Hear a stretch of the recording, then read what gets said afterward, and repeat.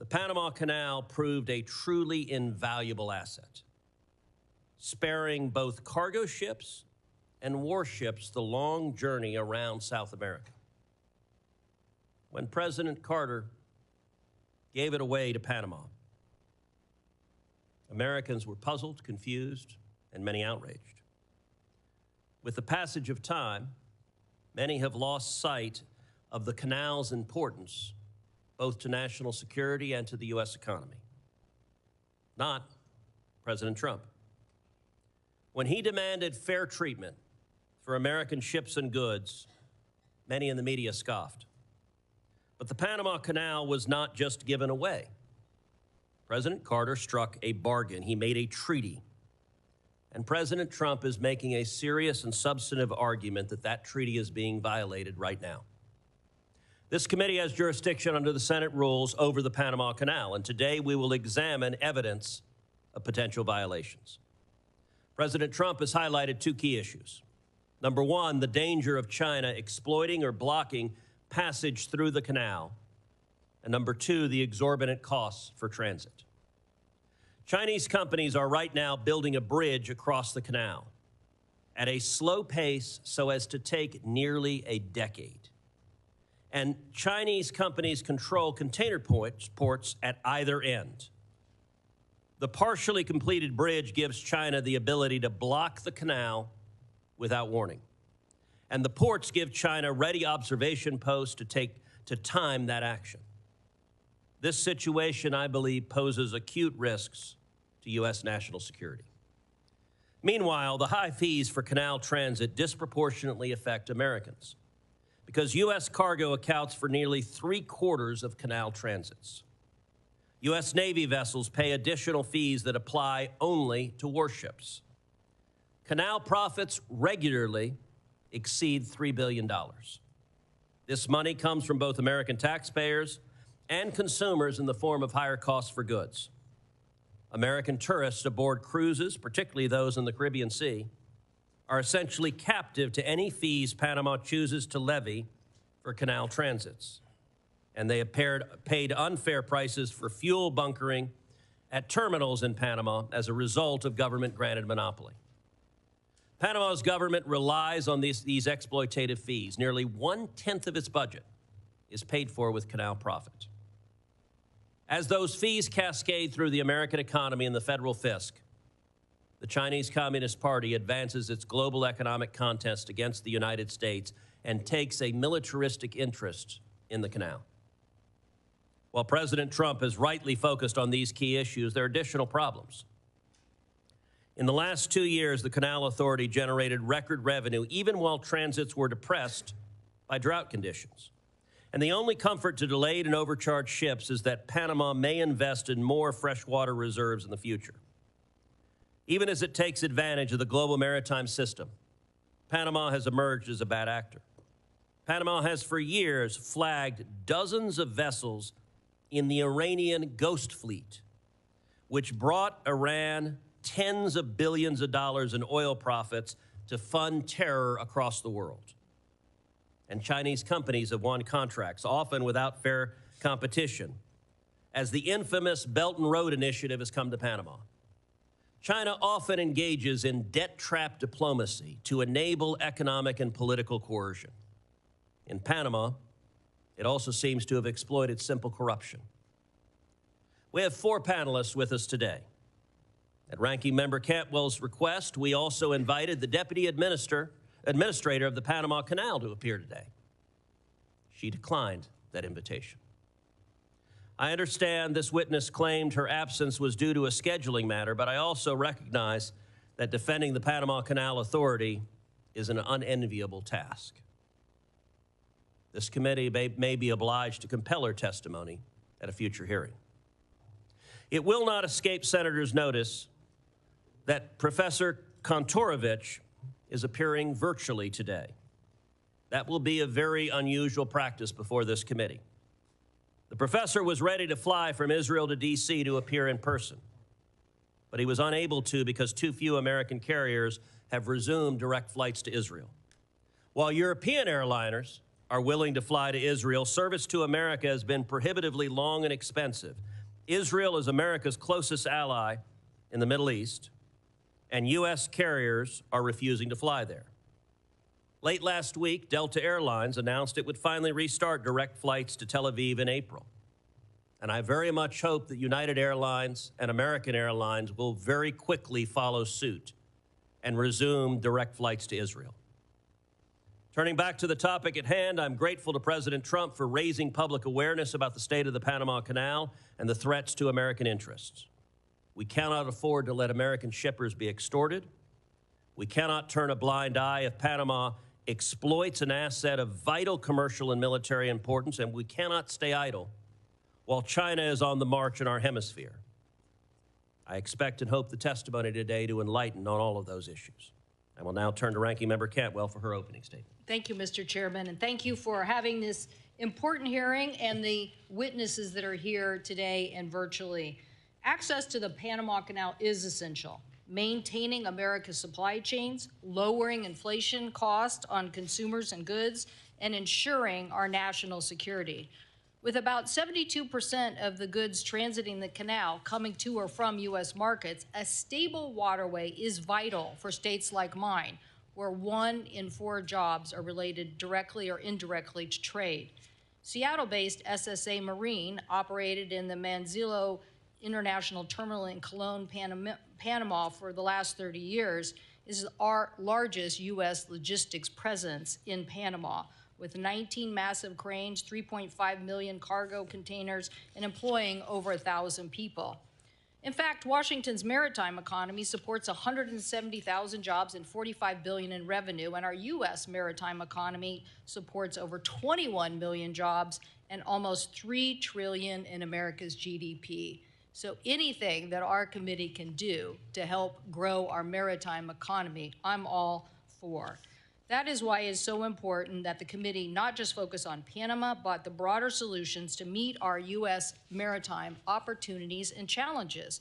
This committee passed the Ocean Shipping Reform Act, led by our colleagues, Senator Klobuchar and Senator Thune, to address shipping costs and stop carriers from practices that delayed U.S. cargo or increased costs.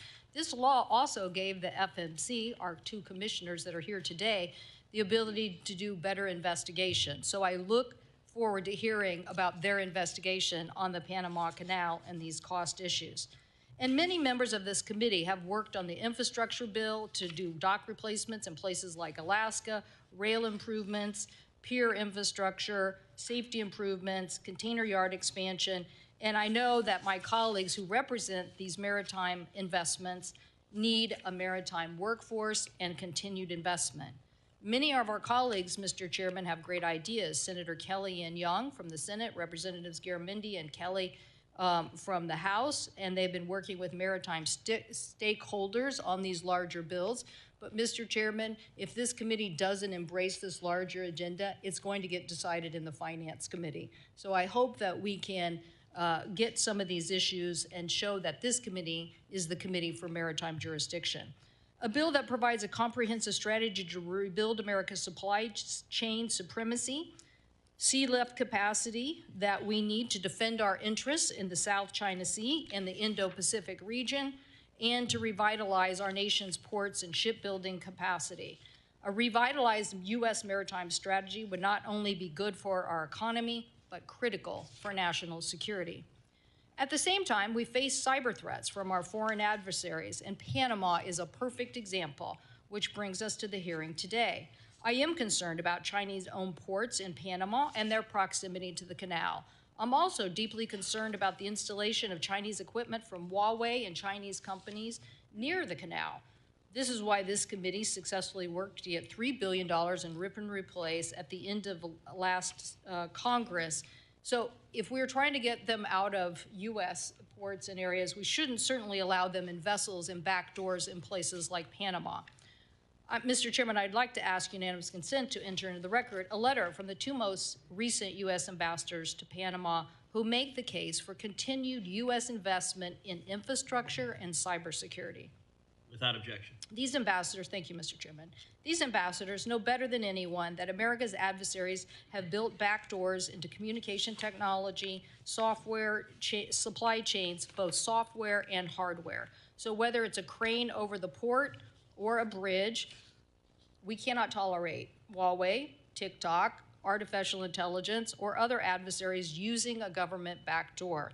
Mr. Chairman, I'm a very big fan of the five biggest technology interests and basic democracies forming a technology NATO. We should be saying to the world, nobody should be buying technology or equipment that has a government backdoor. These are complex issues, and we need solutions. I will be requesting that the Department of Defense provide a classified briefing to all members of our committee about foreign adversary threats to the Panama Canal, including these adjacent areas. I received an initial classified briefing from the U.S. Southern Command and have spoken to former U.S. Southern Command leader, General Laura Richardson, on these issues. I also plan to go as a delegation or by myself to Panama and visit the Panama Canal Authority. I invite other members to do so, hopefully this spring. Any successful strategy also has to not just focus on cybersecurity and cooperation, and we'll ask some of our witnesses here today, but the larger issue is we need to understand what are the shortfalls of the current agreement that doesn't get at this upgraded technology concern. I would hope that Panama would be very cooperative in discussing these cybersecurity investments and what needs to be made. As we all know, the Panama Canal is, as an authority, independent, and the Chinese government don't start the shipping rates, but the authority has been grappling with historic rainfalls, climate change, and the solution, I believe, is for us to work together, as the Army Corps did before, on solutions in making sure that instability in water is not the cause of increase in rates. We need to work on these solutions. But, Mr. Chairman, I also believe that the larger issue here, as you mentioned in your statement about Belt and Road initiatives by the Chinese and their expansion, needs to be met with an aggressive response by the United States. I firmly believe in trade. But again, easy for me to say, or maybe for Texas, when you're coming from a very trade-dependent state. But the issue is we didn't have an ambassador there for 5 years in Panama. For all my colleagues who hold up ambassadors, you should rethink your strategies when you do this, because holding up ambassadors and not dealing with these issues put us behind the 8 ball.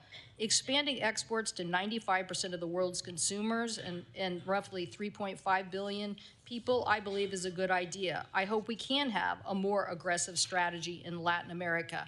I think the proposals by Senator Cassidy and Bennett, the Americas Act, is an also like-minded thing of Latin American countries that we could join together in sort of a U.S., Mexico, Canada free trade agreement. And I also believe that a free trade agreement of the Americas that link modernization of all our FTAs in Latin America and the Caribbean would help, along with an aggressive strategy on saying no government backdoors and making the kind of investments that the Export-Import Bank can do to counter China. So, Mr. Chairman, thank you for organizing this important hearing. Such investments ensure resilient supply chains, boost exports, lower consumer costs, and most importantly, protect our national security. Thank you, Mr. Chairman. Thank you, Senator Cantwell. Our first witness today is Chairman Luis Sola of the Federal Maritime Commission. He was recently in Panama on a fact-finding mission and can speak to concerning developments that I noted in my opening statement. Chairman Sola, you're recognized for 5 minutes. Thank you, Chairman Cruz, Ranking Member Cantwell, and distinguished members of the committee. Thank you for the opportunity to speak today about the critical importance of the Panama Canal to U.S. trade and global commerce. I bring a unique perspective as someone who's not only served as a maritime regulator, but also lived and worked extensively in Panama. I have transited the Panama Canal over 100 times. This experience provides me with a profound understanding of the canal's significance and challenges it faces.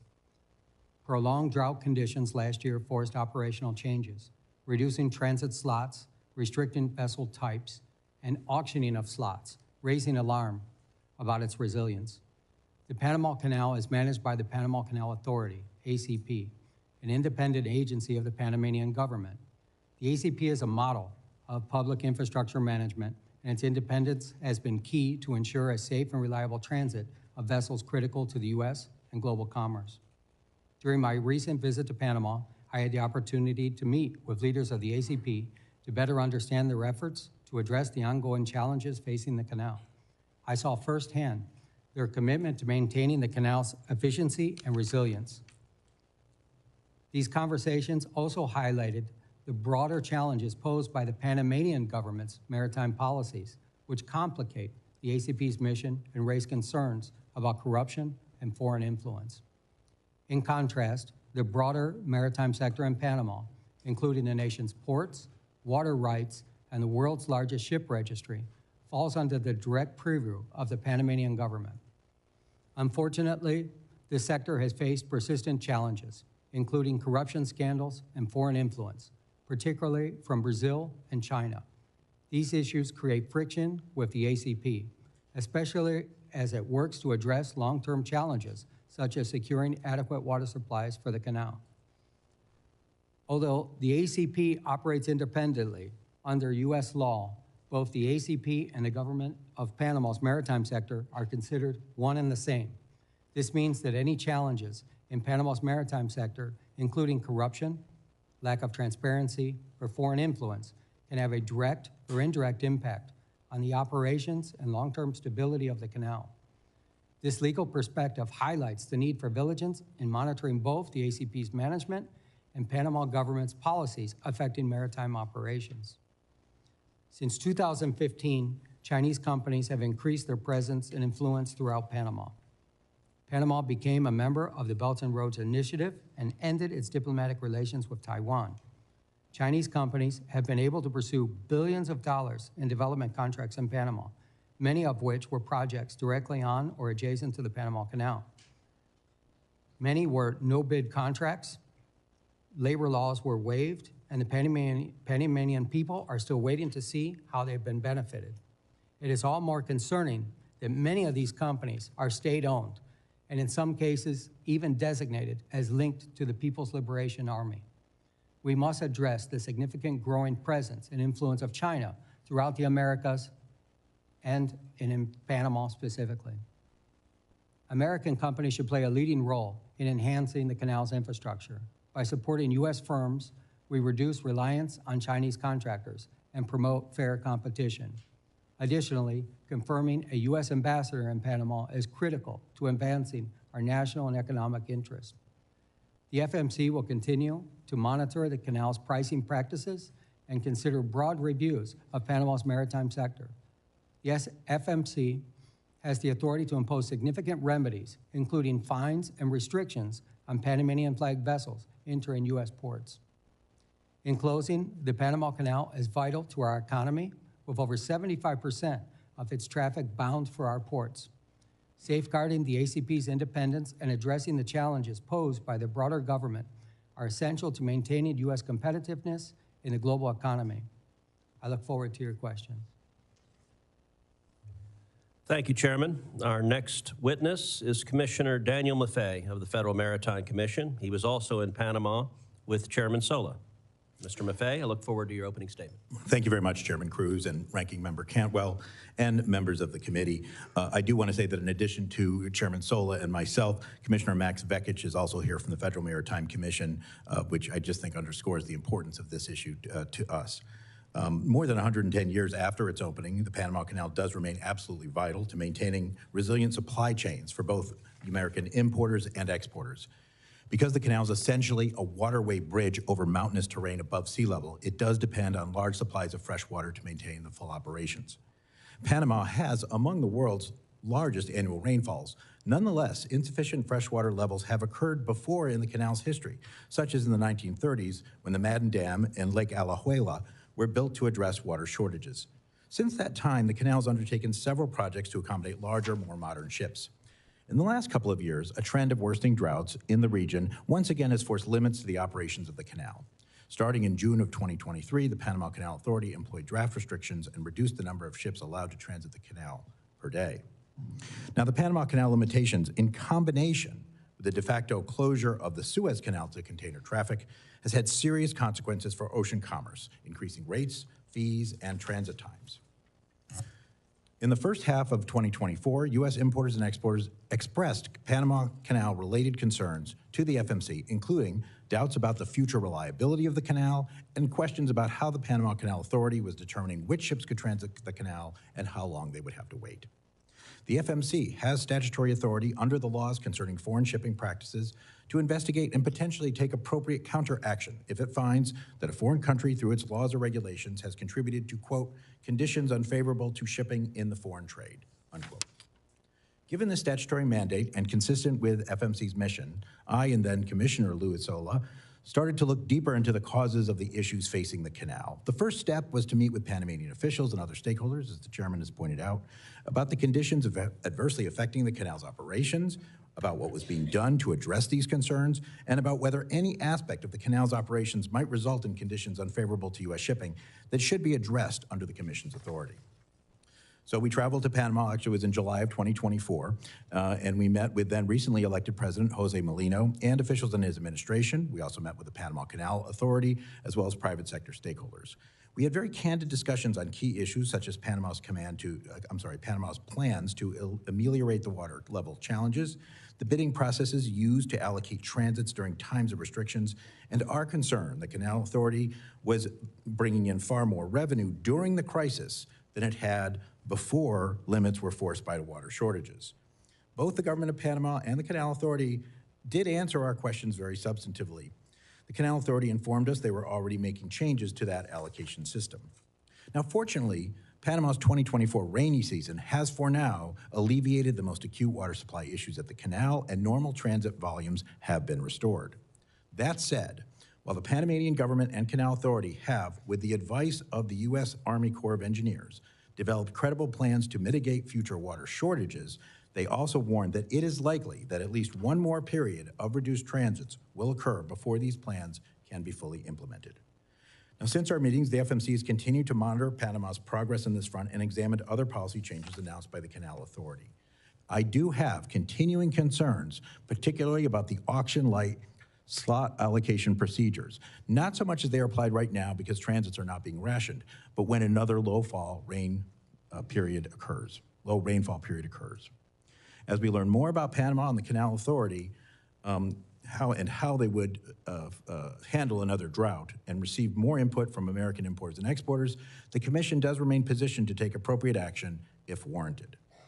How the Panama Canal's operations affect American commerce was a high priority for the FMC under my chairmanship. It remains a high priority at the Federal Maritime Commission under Commissioner Sola's chairmanship, and I am extremely pleased that it is a priority for this committee as well.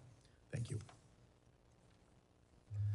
Thank you, Commissioner. Our next witness is law professor Eugene Kontorovich, who can explain Panama's treaty obligations and the remedies the U.S. might seek for potential violations. Professor Kontorovich is appearing virtually, and Professor, you're recognized for your opening statement.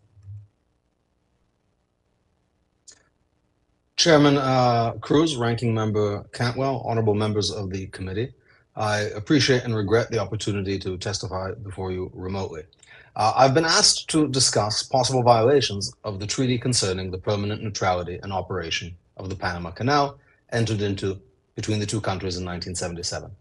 I should say at the outset that determining whether a certain situation violates the treaty is a mixed question of law and fact, depending on both the meaning in the treaty and the actual situation on the ground. I have not had any classified intelligence briefings on this subject, so I'm going to speak about the meaning of the treaty primarily. We shall see that under international law, each party to the treaty is entitled to determine for itself whether a violation has occurred. Now, in exchange for the United States ceding control of the canal, which it built and maintained, Panama agreed to a special regime of neutrality. The essential features of this regime of neutrality is that the canal must be open to all nations for transit, that's Article 2, equitable tolls and fees, Article 3, an exclusive Panamanian operation, Article 5, the prohibition of any foreign military presence, Article 5. Article 5 provides that only Panama shall operate the canal. Testifying about the meaning of the treaty at the Senate ratification hearings, the Carter administration emphasized that this prohibits foreign operation of the canal, as well as the garrisoning of foreign troops. Now, Article 5 appears to be primarily concerned about control by foreign sovereigns. If Panama signed a treaty with the People's Republic of China, whereby the latter would operate the canal on Panama's behalf, this would be a clear violation. But what if Panama contracted for port operations with a Chinese state firm, or even a private firm influenced or controlled in part by the Chinese government? The Suez Canal Company was itself, before being nationalized, a private firm in which the United Kingdom was only a controlling shareholder.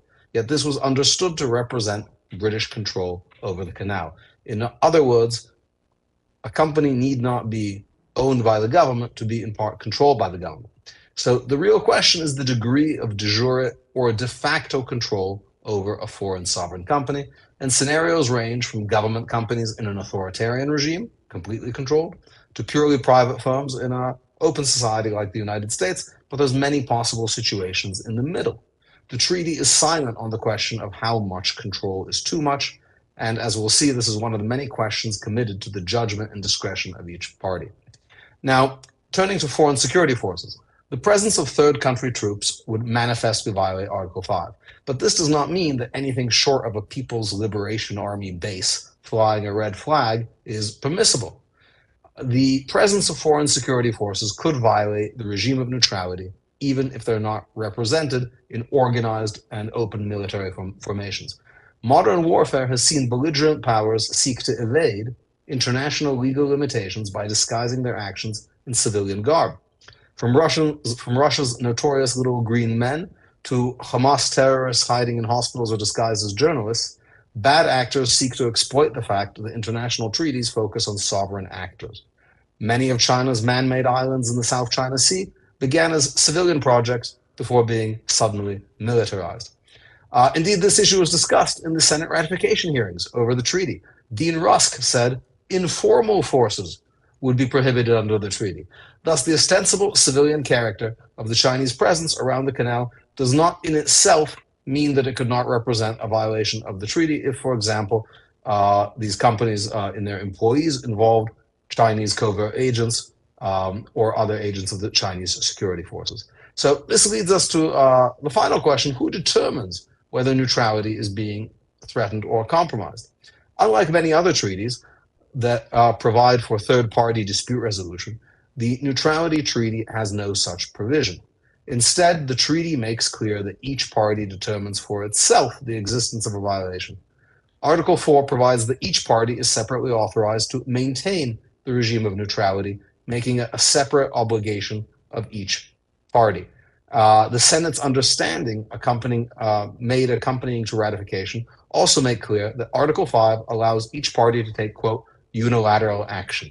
Senator Jacob Javits, at the markup hearing, said that while the word unilateral is abrasive, we can, quote, decide that the regime of neutrality is being threatened and then act with whatever means are necessary to keep the canal neutral unilaterally. I look forward to their questions. Thank you, Professor. Our final witness, World Shipping Council CEO Joseph Kramick, can discuss the challenges faced by container lines moving goods to or from America through the Panama Canal. Mr. Kramick, you're recognized for your opening statement. Thank you, Chairman Cruz, Ranking Member Cantwell, and members of the committee.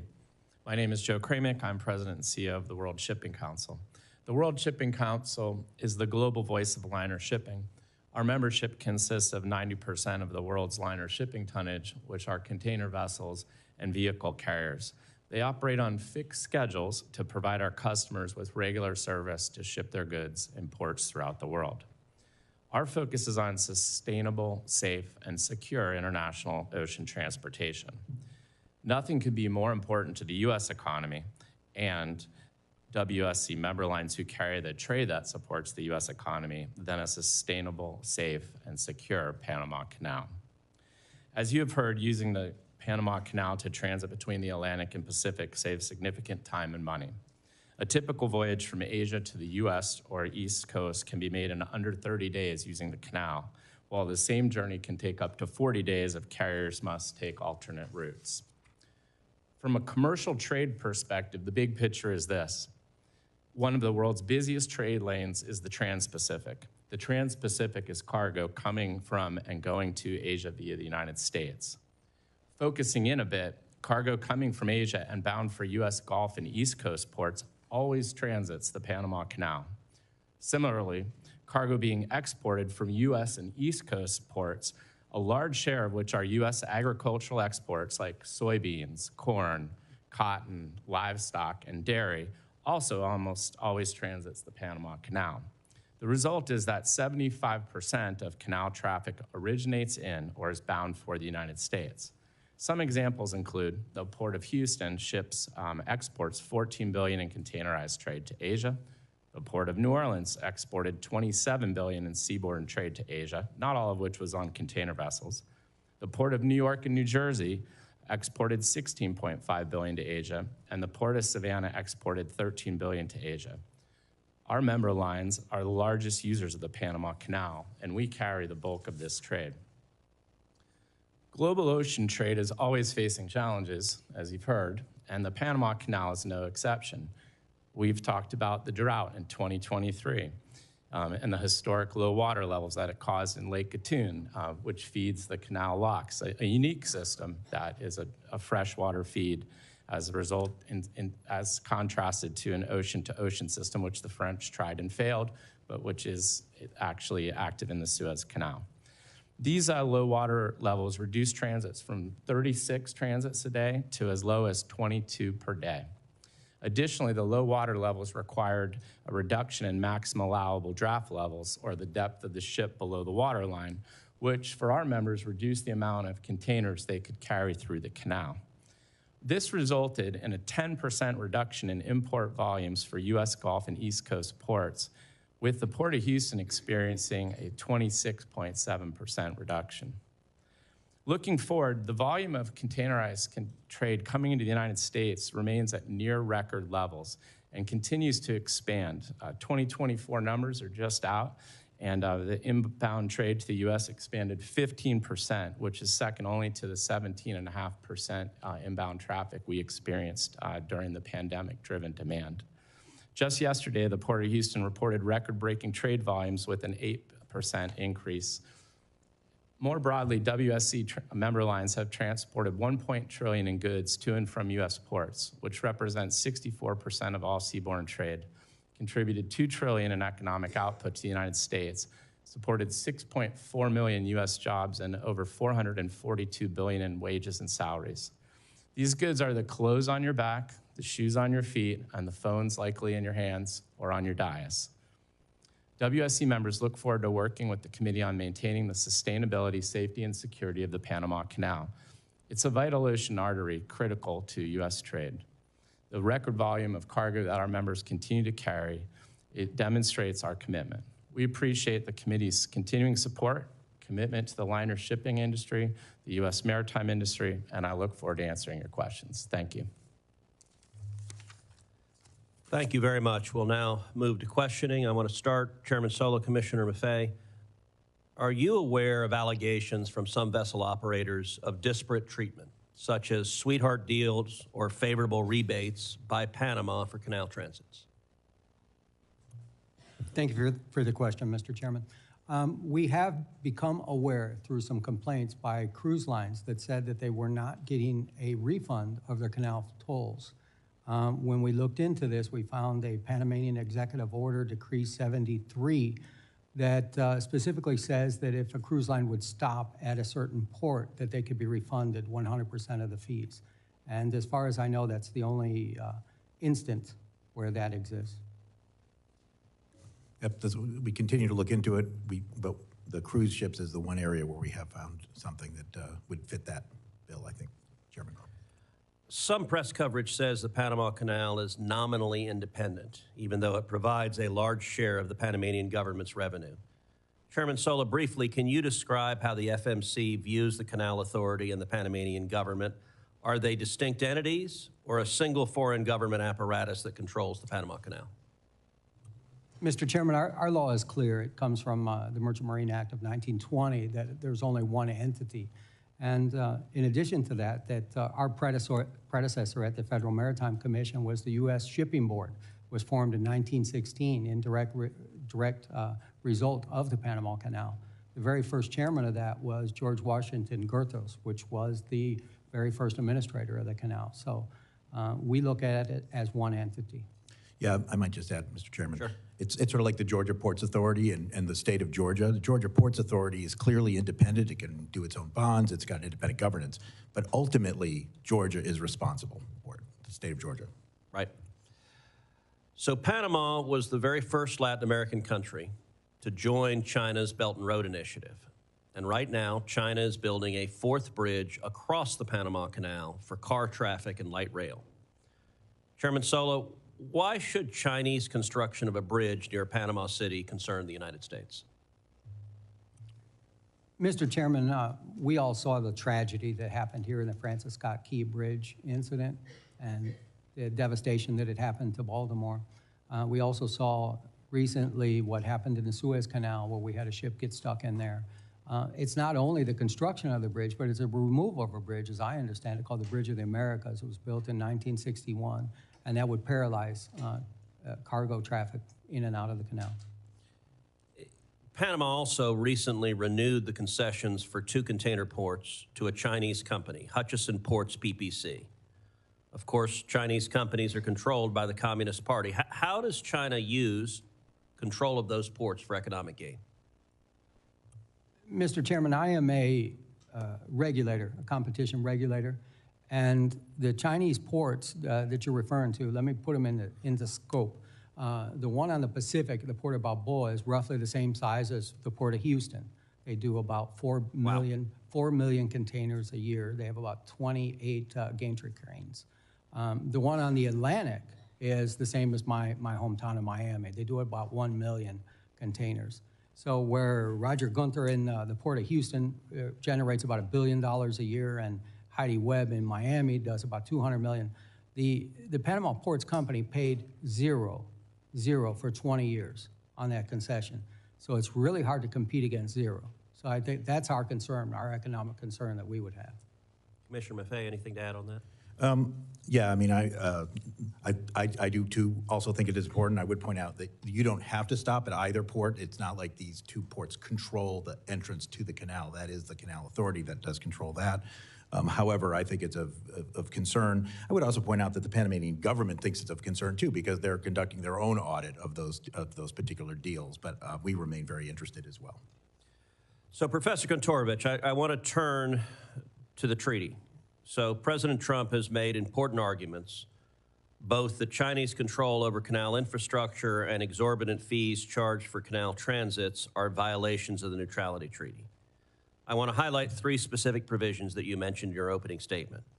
Article 4 of the Neutrality Treaty requires both the United States and Panama to establish and maintain, quote, a regime of neutrality.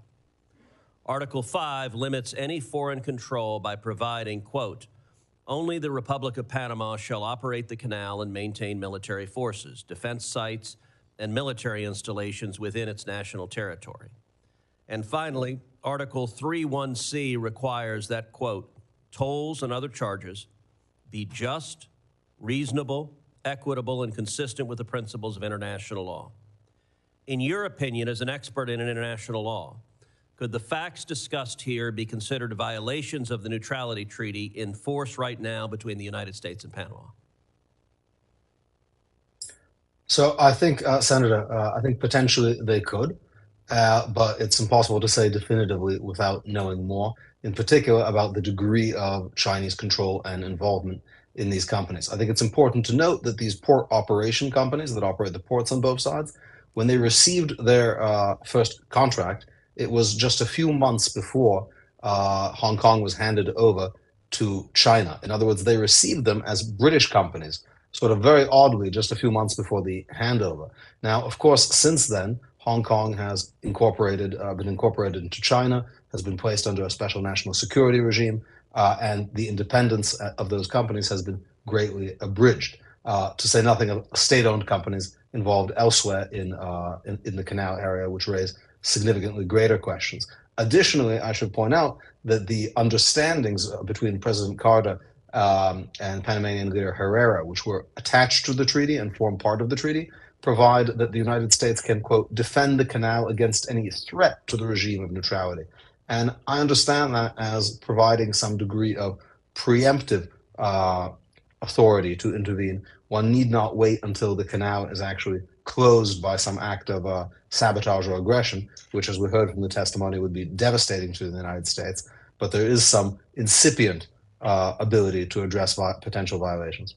And your final point there leads to my last question, which is, if the United States determines that Panama is in violation of the treaty, what is the range of remedies the United States would have for that treaty violation?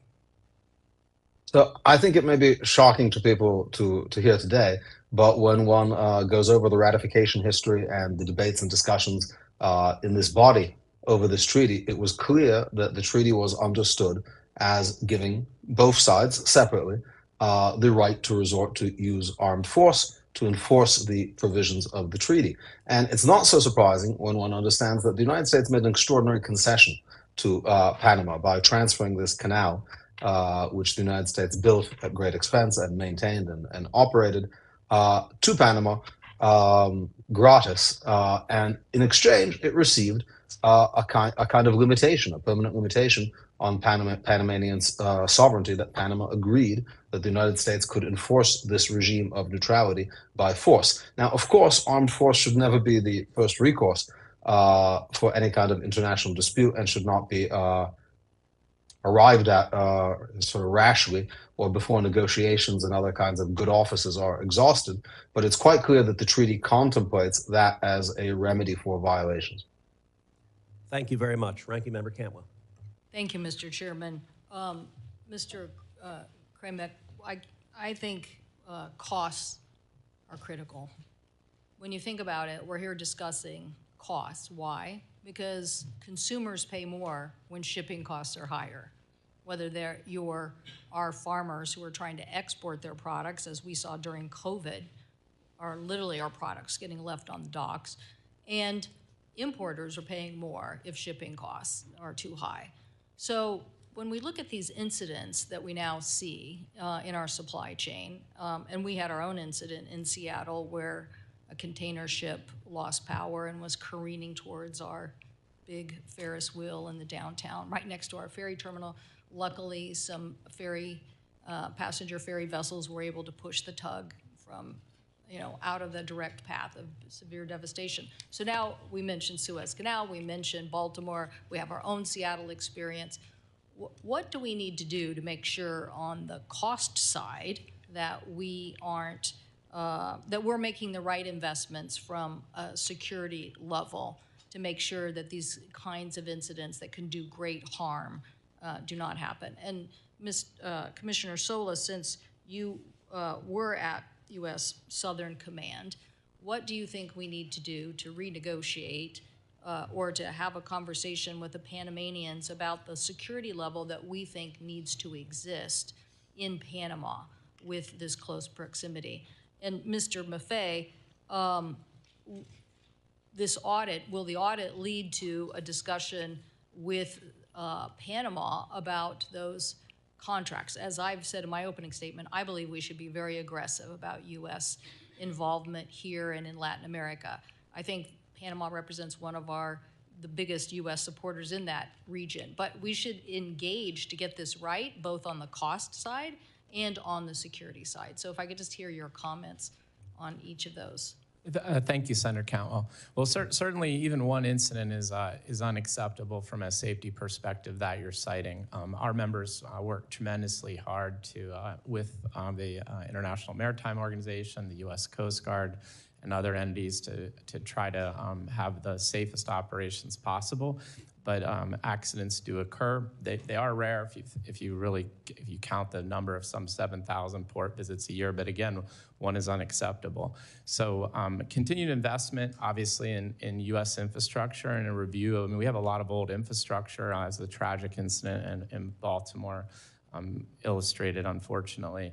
We have these bridges that need a hard look to whether or not they need additional fendering systems and the like. and investments in our ports and infrastructure can be helpful along those lines as well. And for our members, I can assure you that they continue to invest in the latest technology. We have over 600 new ships on order with some of the latest technology in the world. So we're playing our role. And I want the U.S. to get a big portion of that. That's why we need Yes, to ma'am. reinvigorate. Commissioner Sola, what about just a new U.S. Southern Command, U.S. government conversation with the canal authorities and the government about the security level that we seek? Thank you very much, Senator. First of all, the airborne wing that I'm wearing today is decorative. I have not worn a uniform in 35 years, so this is my personal experience here. I believe that the security of the canal has always been understood to be provided by the United States. Panama does not have a military. And I always believe that there's been a close relationship with Southern Command that we would provide that. And it would be nice to see if we had a formalization of that in one way or another, because I don't believe that it's in the treaty at all. Okay, so formalization of maybe a cyber security agreement. See, I'm thinking you have accidents and then you have larger cybersecurity issues that you just have to be on top of. And what I don't like about anybody that has a back door is I'm for the United States advocating, don't buy from people who have a government back door. Don't do it, because what are you going to do? At some point in time, you're going to regret that. Commissioner Maffei, what about this audit, and could we push Panama on these issues of looking at closer U.S.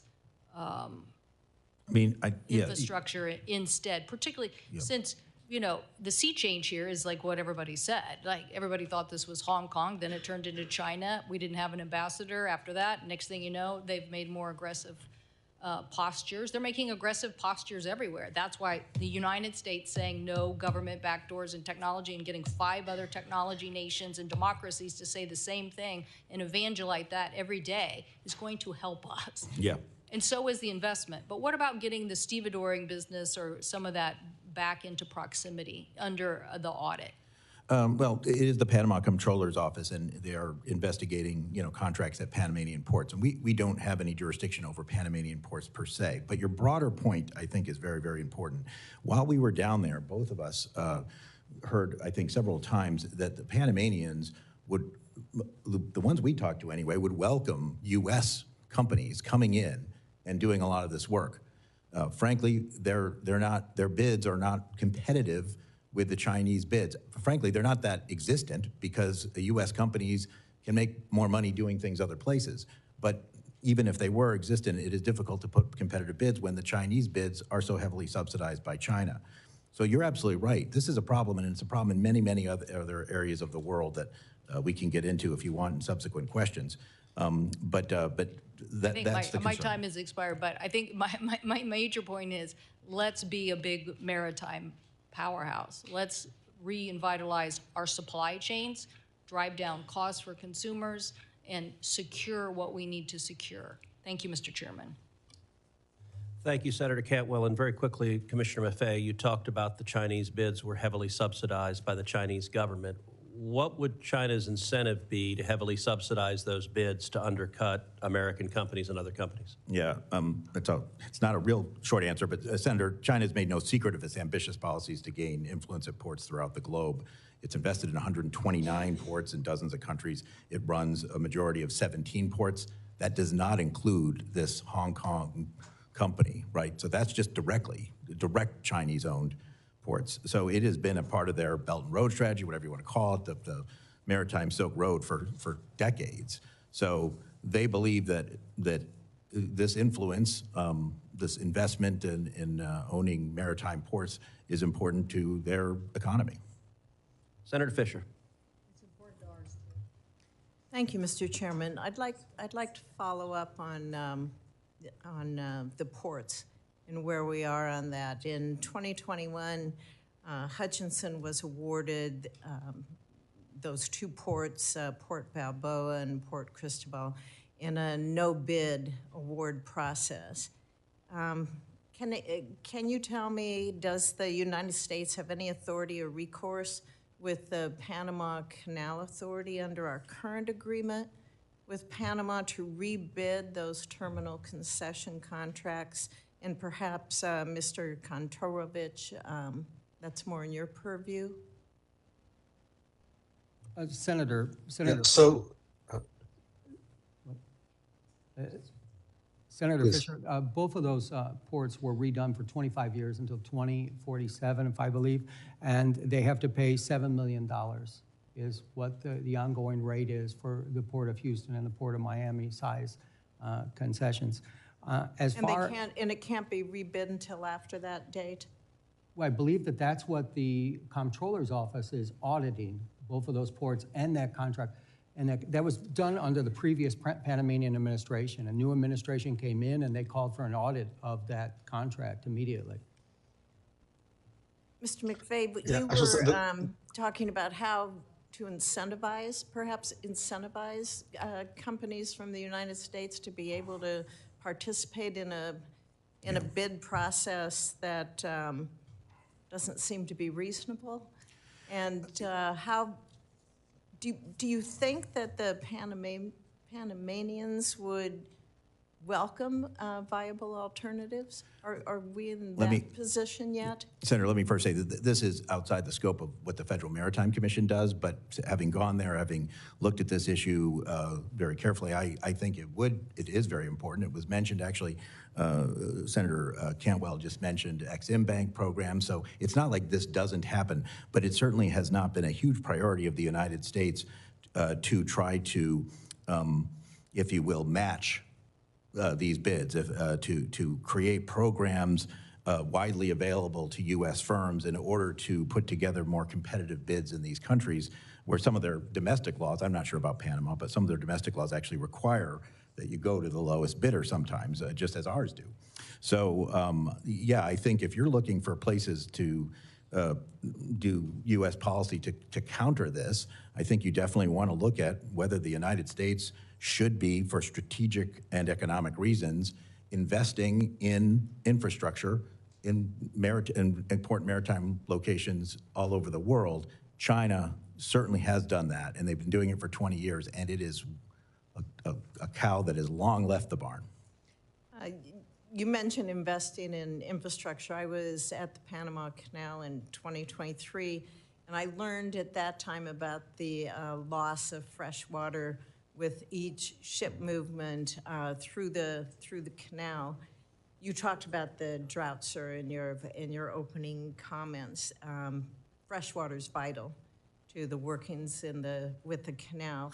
How effective do you think investments in increasing that freshwater storage are? Are they happening? Are they viable? You touched on it briefly in your opening comments, but how do we see those investments happening so that we can have operational stability? Yeah, it's a good question, a bit out of my purview, but I will say that there's several investments. There is water reclamation, pumping water up, et cetera. But the main plan that the U.S. Army Corps of Engineers has helped the Panamanian Authority develop involves another basic expansion of bringing in even more water at an elevation that you could then use to continue the canal. Now, there's a lot of issues with implementing that, not the least of which being indigenous people in those areas. Not a huge number, but certainly towns and things, and negotiating that and all sorts of other issues, just as if it was in the United States, there would be issues. But it is viable. You can, in that part of the world, you can make more fresh water available to make the canal not have to be limited. However, it takes time, and there will at least be one more incidence of severe limitations before that occurs, unless we get really, really lucky. And there could be more than that. Thank you. Thank you, Mr. Chair. Thank you. Senator Blunt Rochester. Thank you, Chairman Cruz and Ranking Member Cantwell. At the heart of this hearing is a fundamental question about how the U.S. will compete on the world stage and maintain our national security. These are the questions that will define the future of this country. For American families to see lower prices and better economic opportunities, we have to meet this moment honestly and seriously. and I'm proud to have joined Senators Cantwell and Blackburn to reintroduce the bipartisan Promoting Resilient Supply Chains Act, legislation that I led and authored in the House.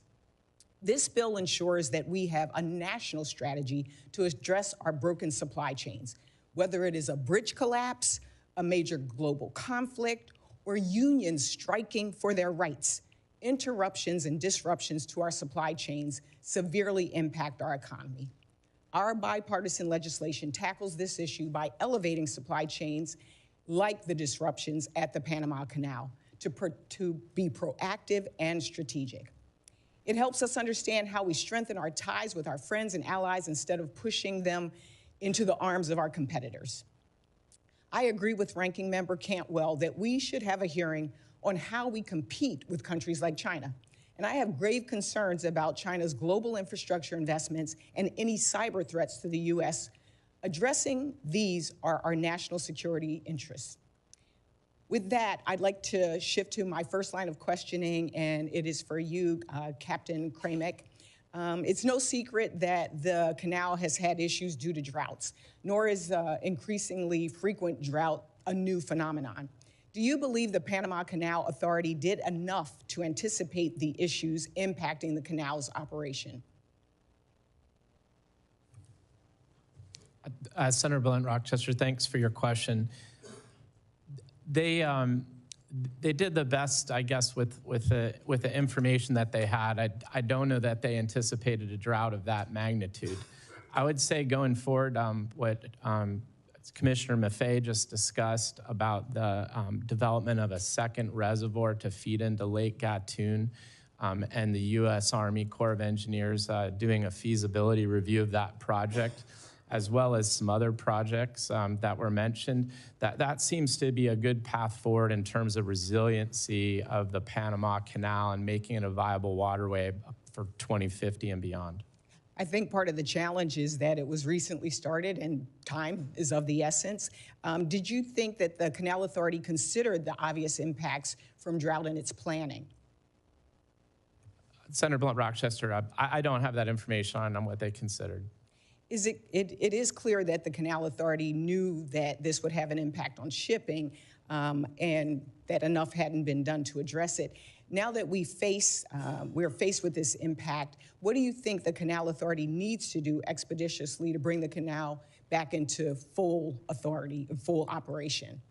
So they are back to full operation, is my understanding. Traffic is flowing well. But looking forward, I think it is taking a hard look at some of these infrastructure projects to make the canal more viable, like I mentioned. The Port of Wilmington is in my state. We're very proud of it. It's one of the leading importers of fruits. The delays through the canal have an outsized impact on perishable goods like those that my port handles. Do you believe the Canal Authority can and should prioritize perishable goods or provide some other solution to support perishable goods? And anyone on the panel can answer that. Yes, ma'am. Let me address your question because I'm not sure it's my place to exactly answer it, but you're quite right. So one of the complaints that we've heard is from container shippers, that mostly exporters, that export goods, as you say, and many other commodities too, are sensitive either because of market conditions, such as cotton, or because of actual perishability of the product, such as what you mentioned. However, they're on container ships, and most of the cargo on the container ship is less time sensitive. In the bidding process that the Panamanian Canal Authority developed in order when they did have to ration these slots, it was a bidding process, and the highest bidder got the first slot, got the less of a delay. The challenge there is every kind of commodity and every kind of ship was bidding. So liquid natural gas, which is extraordinarily, all the cargo on that ship is both extraordinarily valuable, not that your agricultural commodities aren't valuable, but compared pound for pound to the LNG, and very, very, I mean, it's out, you know, you're losing volume every delay. So they would far outbid the container shippers. Now, whether or not there's something that can be done specifically to help these container, I'm not sure. We've been looking into that, but it does remain a large concern, is how do we figure out a way for these agricultural shippers who are, you know, not the main players on these ships, but important part of it, particularly for the United States. So you bring up a great question. I wish I had a better answer, but Thank you for your answer. I'll be submitting some questions for the record because I know my time has run out, and I really want to understand also what we can do as the United States in terms of us being able to bid and be competitive in these bids. What can we do better? So I'll be submitting questions for the record. Thank you, Mr. Chairman. I yield back. Thank you.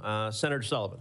Thank you, Mr. Chairman, for this important hearing, and I appreciate the witnesses. I have questions for now primarily focused on Chairman Sola and Professor Konradovich. So let's just, the setting in which you testified, 2 Chinese companies operate the 2 huge ports on both ends of the Panama Canal, and the concession for these ports were extended in 2021 for a 25-year period without any bidding. Is that correct? Okay, so it was clearly a sweetheart deal, correct? According to the press releases, the company paid back taxes of $150 million. And the Panama Deputy Attorney General has now objected to that. That's my understanding. Is that correct? The comptroller of the country has asked for an audit of. But someone objected to it when it was going on. A lot of people objected to it. So Chinese Communist Party officials are known to bribe other officials in countries all around the world. We know that. They do it all the time. No offense to Panama, but they don't have the greatest reputation of having officials who aren't on the take. So is there any evidence that the Chinese bribed people for this great concession? And if so, Professor, would that be a violation of the treaty? Let's assume we find evidence that Chinese Communist Party officials bribed Panama officials for this sweetheart deal. Would that be and I think it's probably likely because the Chinese do this everywhere. Would that be a violation of this treaty? So in itself, that would not be a violation. What would be a violation is actual threats to the operation of the canal. Okay. However, to the extent that the Chinese government was involved in procuring these contracts, it provides sort of additional support for the notion that these companies are serving some kind of governmental interest. So it wouldn't be a violation itself, but it would be circumstantial evidence to support it. Let me get to the issue of threats. Let's assume the PRC, the PLA, invaded Taiwan or invaded the Philippines, or went to war somewhere in the South China Sea. And we were surging our Navy to the Indo-Pacific through the Panama Canal. Are the companies now on controlling both sides of the Panama Canal, the Chinese companies, subject to the PRC's national security laws that mandate cooperation with the military, with state intelligence agencies? Does anyone know that? Professor, they're subject all the time. They're subject to those laws all the time by virtue of being Hong Kong companies, and they face, of course, consequences for not complying with the wishes of the Chinese government. And one of the arguments wouldn't that be a violation of the treaty? And isn't that a huge risk to us right now that the Chinese? So that is a threat to the neutrality. They invaded Taiwan, invaded the Philippines. They could go to these 2 companies saying, hey, shut it down, make it hard, sink a ship in the canal. And wouldn't they be obligated to do that under Chinese law if they were ordered to by the PLA or the CCP? I don't know if they'd be obligated, but certainly the People's Republic of China would have many tools of leverage and pressure on these companies. That's why the treaty specifically says that we can act not just to end actual obstructions to the canal. We don't have to wait until the canal is closed by hostile military action. That would be a suicide pact. That would be catastrophic for us. But rather that we can respond at the inchoate, incipient level to threats. And then this is up to the president to determine whether this is significantly robust to constitute an imminent threat. Professor, aren't we kind of walking up to the idea of a suicide pact because we got 2 big Chinese companies on both ends of the Panama Canal who, if there's a war in Indo-PACOM, Taiwan that involves us and China, these companies would be obligated to do the bidding of the Chinese Communist Party and PLA? I mean, aren't we kind of walking up to a very significant national security threat already?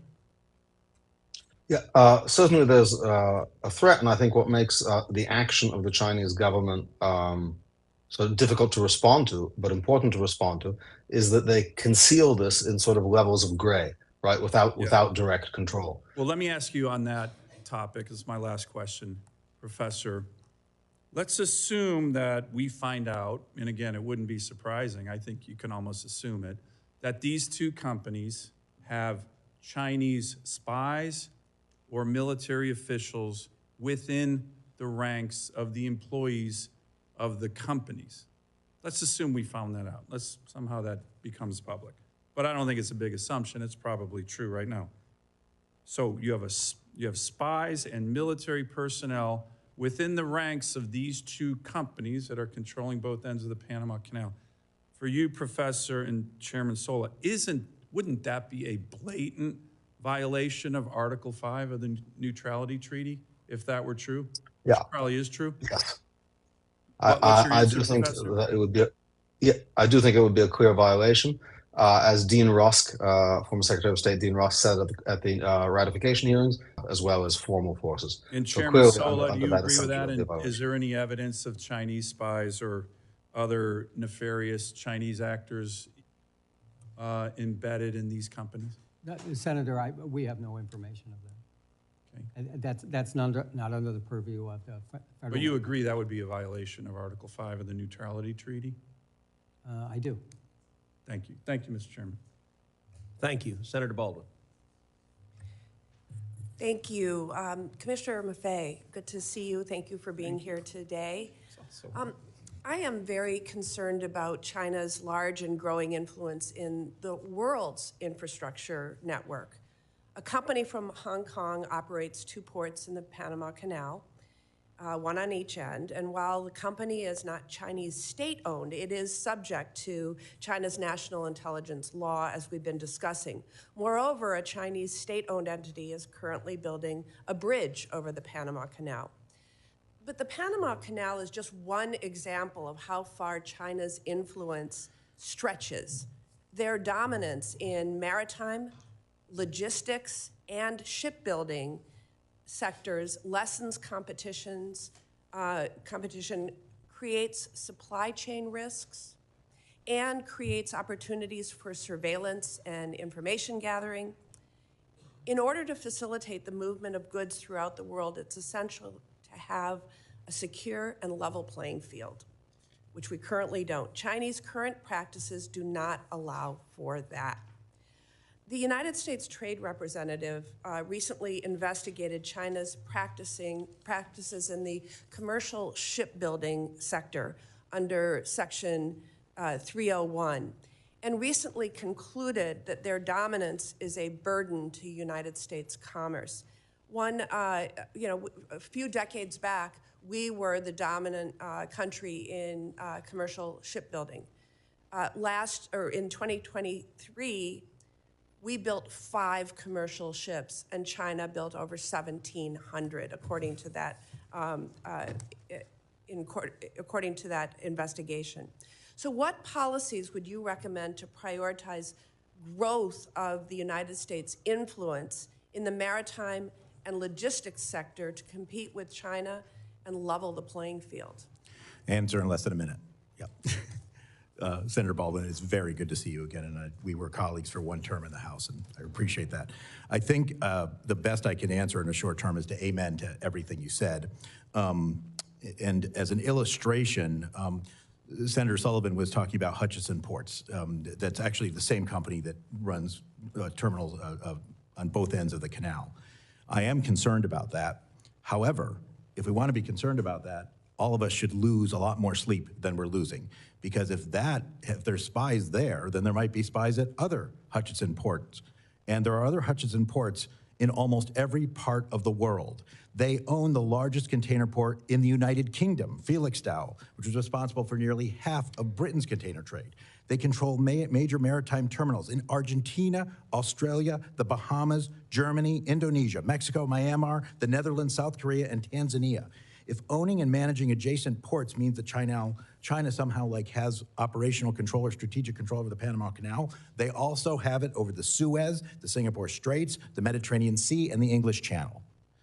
That's just one aspect of what you were talking about. That doesn't include the shipbuilding, heavily subsidized, such that now I believe over half of new ships that are in the companies that belong to the World Shipping Council are coming from China, not because these are bad companies, but because they're undercutting other things.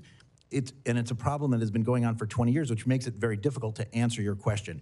It is a long answer. This is not a problem that occurred last week. This is not something that President Trump identified. This was going on all of President Biden's term, but all of President Trump's first term. It has been going on for decades and decades through both U.S.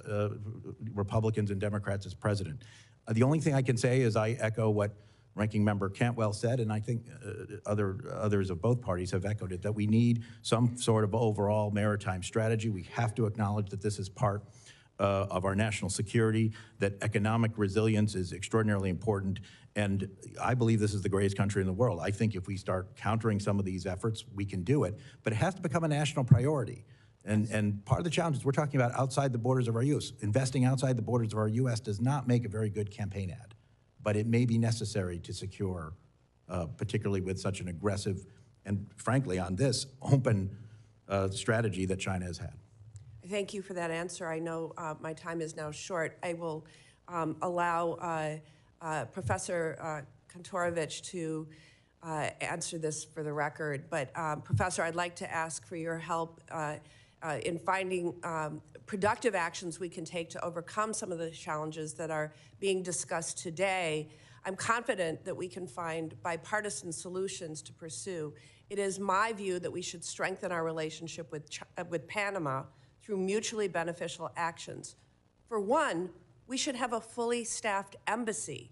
The United States went without an ambassador to Panama from 2018 to 2022, largely due to partisan gridlock in the Senate confirmation process. So what additional strategies would you suggest the U.S. pursue to encourage Panama to enhance its security relationship with us, the United States of America, rather than China? And how can we leverage the strength of the American private sector to encourage more investment in the important infrastructure projects where China currently has a strong presence, in fact, dominance? Thank you. So my understanding of the Chinese advantage is that to the extent that they're willing to use their government wealth to consistently underbid contracts, they have an advantage that can't be beat. And thus leaving these kind of issues to contracting is going to put American companies perpetually at a disadvantage. I think one potential action would be to make clear to Panama that based on these changes that have occurred over the years, increasing Chinese control over Hong Kong, the passage of the National Security Law, the Belt and Road Initiative, the military-civilian integration doctrine of China, that contracts with Chinese-based companies are considered suspect and incompatible with the neutrality regime of the treaty. That would at least give American companies and other truly private companies a fighting chance.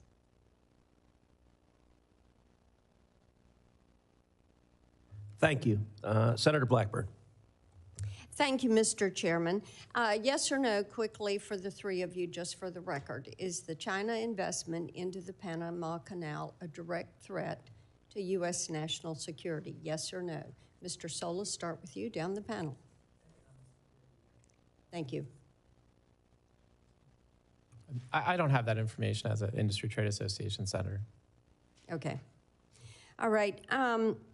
And we've talked some about the neutrality treaty, which I think is of concern to all of us. And as I have looked at this, and I appreciated Senator Sullivan's questioning on this, we look at how President Trump is going to push forward with getting this issue addressed. And we have heard a good bit about this from our shippers that are looking at what happens coming out of the port of Memphis. And I think that the government of Colombia learned a lesson last week that we are not going to go soft on some of these issues. And when you look at the fact that the U.S. is a primary user, it is the primary user of the Panama Canal. And we are also Panama's largest provider of direct foreign investment. I think those two things should be significant. Our foreign investment into Panama is $3.8 billion annually. This is why people are looking at this issue. So, Professor, let me come to you on this, and we thank you for joining us remotely. Shouldn't our investment in Panama be contingent on their adherence to that neutrality committee, ensuring that Panama and Panama alone would control that canal? So certainly that is an action we can take to enforce the treaty and to enforce our understanding of the treaty. That's an action we can take even without the treaty. Right. So to the extent that the United States considers the Chinese operation of facilities around the canal to be against its interests, it can certainly condition aid and economic relationships on the exclusion of China. Now, the United States has typically not worked that way, and that may be one of the reasons why, as we heard in the testimony, China has basically made inroads everywhere. But for that, we don't even need the treaty. Certainly, if we consider the treaty to be violated, measures like that, far short of the armed force authorized by the treaty, would be reasonable and Professor, productive let me places to start. interrupt you there because I do want to move on. I think that as you look at how China has used the Belt and Road Initiative, and we've talked some about that this morning, we know that they have pushed the digital yuan. And I am concerned that given their control over much of that infrastructure around the canal, that they would attempt to force U.S. shippers or our allies to bypass the dollar and use the digital yuan as they are in other countries where they're practicing debt diplomacy and where they're expanding the Belt and Road Initiative. So, Chairman Sola, could you speak for a moment about the potential for fee manipulation with the CCP? Because, as I mentioned, we are hearing a good bit about that. We are hearing that the toll structure disadvantages U.S. companies, that the Canal Authority has begun charging millions of dollars to skip the queue, and these fees put many bulk shippers in an adverse position, and these bulk shippers have a huge impact on ports along the lower Mississippi River. And, you know, these exorbitant fees are there unless you're going to face delays at the canal. And then the impact of hearing these Chinese companies would preference the yuan as opposed to the dollar. Thank you, Senator.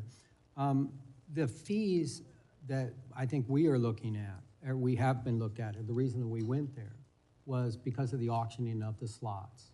And so what Panama did is they had a smaller percentage, maybe 20% allocation, and then they moved it up to 30% and 40% because it became a moneymaker for them. So as they reduced... Okay, and let me interject here. The auctioning of the slots gives these the right to skip the queue. Yes, ma'am. Okay, so just for the record there, continue. So the auctioning of the slot, under maritime law, it's first come, first served, but Panama's always put a certain percentage aside. And they started to put more and more. So we got a lot of complaints. We got a lot of complaints from LNG carriers that paid $4 million to go through. And we got a lot of complaints from agriculture that didn't have the money to pay to go through because their goods were gonna go down. So if you look at the financial statements, I'm a nerd, I look at financial statements of everybody. But the canal increased the amount of revenue that they had from about $500 million to $1.8 billion in the last 3 years, just because of those fees. So this is what is very concerned to us.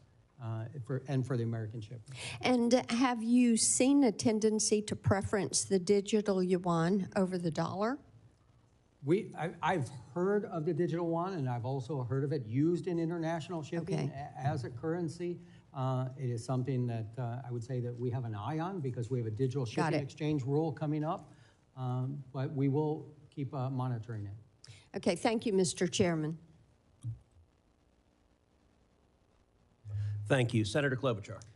Thank you very much, Mr. Chairman. And I can't help but think as we debate this issue of the Panama Canal, while it is important, if you want to look at what's happening right now, as in the middle of the night last night when an executive order was issued by, well, not an executive order, just a memo by the acting budget director, which put a pause on all federal funding for not only NIH research of cancer trials and not only Head Start, and people are in a panic and calling our offices. It's also a severe problem for trade and America's innovation.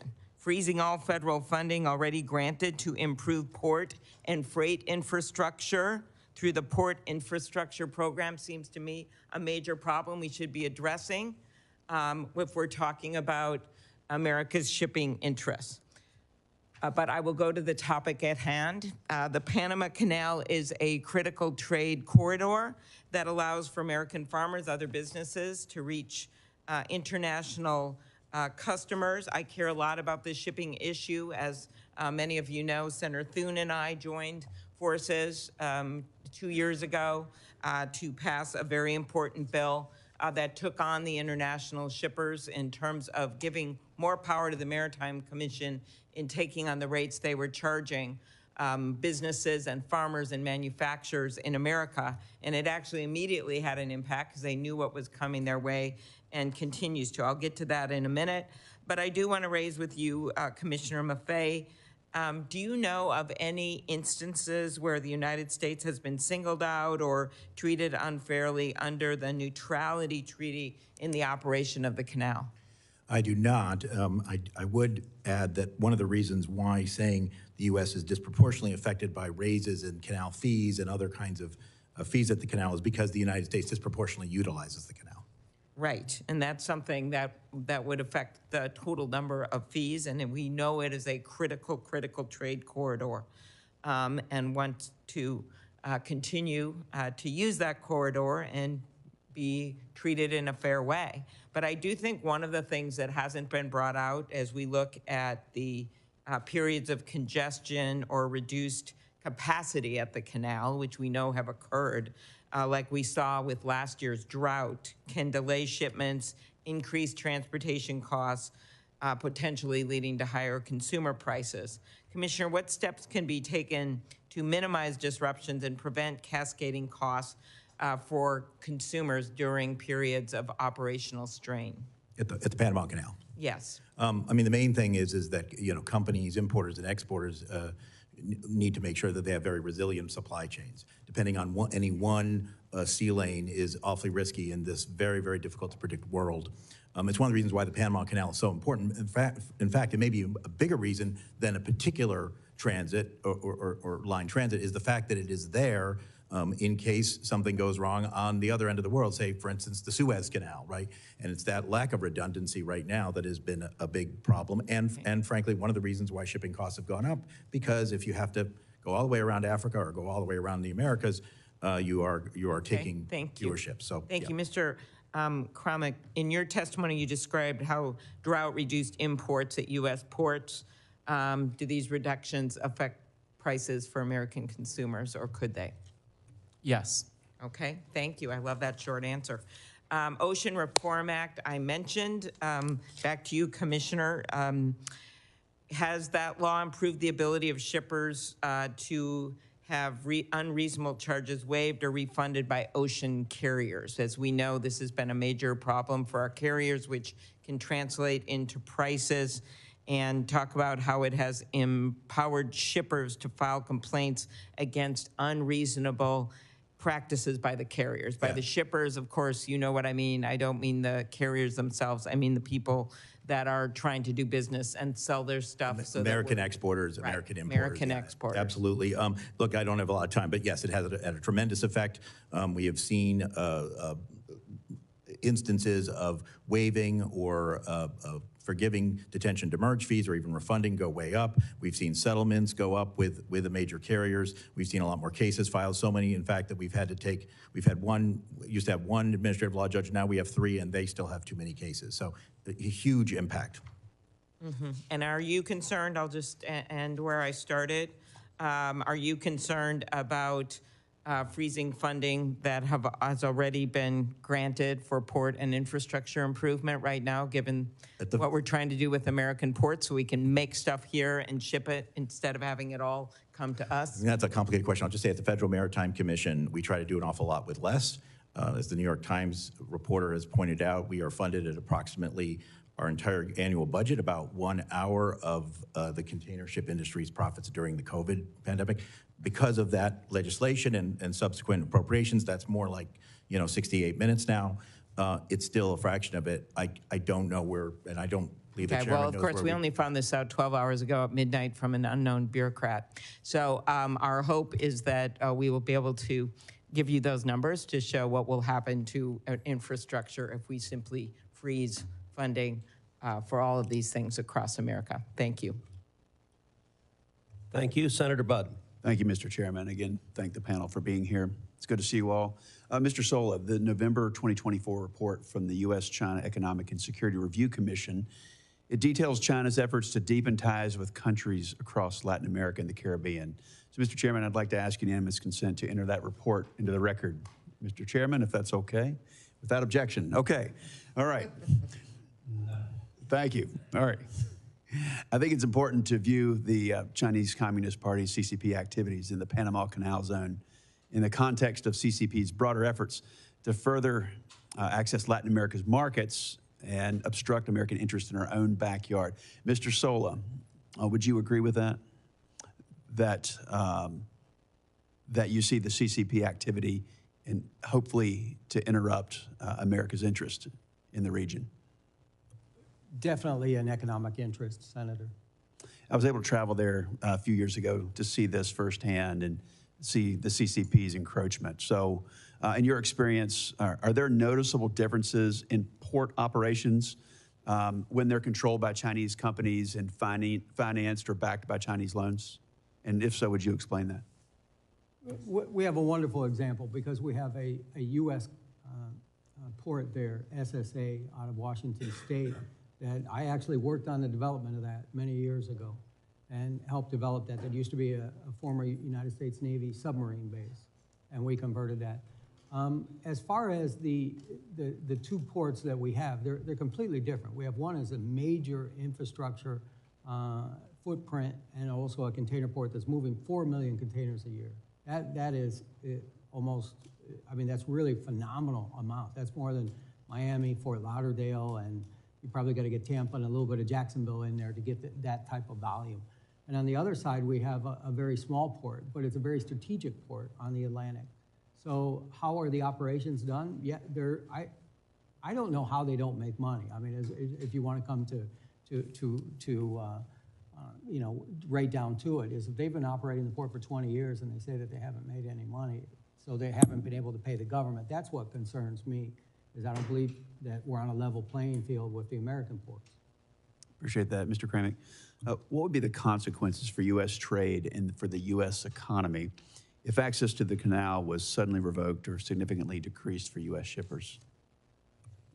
It would be pretty catastrophic, Senator. And we have a good example. I mean, we've experienced that with the denial of the Red Sea right now. Being able to use that, and as Chairman Maffei said, having to go around the continent of Africa, 40% longer voyages, significant more costs and crew, maintenance, fuel, and even emissions. Do you have a ballpark of the difference if they're able to transit the canal versus go around South America? I don't have a figure. I can tell you it in days, and it depends. 13 days. So it's about 30 days if you can go through the canal, about 40 days right now because we can't use the Suez Canal if you want to go and go from, say, Asia Asia cargo going to U.S. East Coast. Thank you. Mr. Soul, another question. China's pouring billions of dollars into infrastructure projects all over Central and South America. And one example is in Ecuador. China made a deal with them to fund a $3.4 billion hydroelectric dam. There's 17,000 cracks already, and there's a lot of corruption. Ecuadorian officials, they've been imprisoned, sentenced on bribery charges.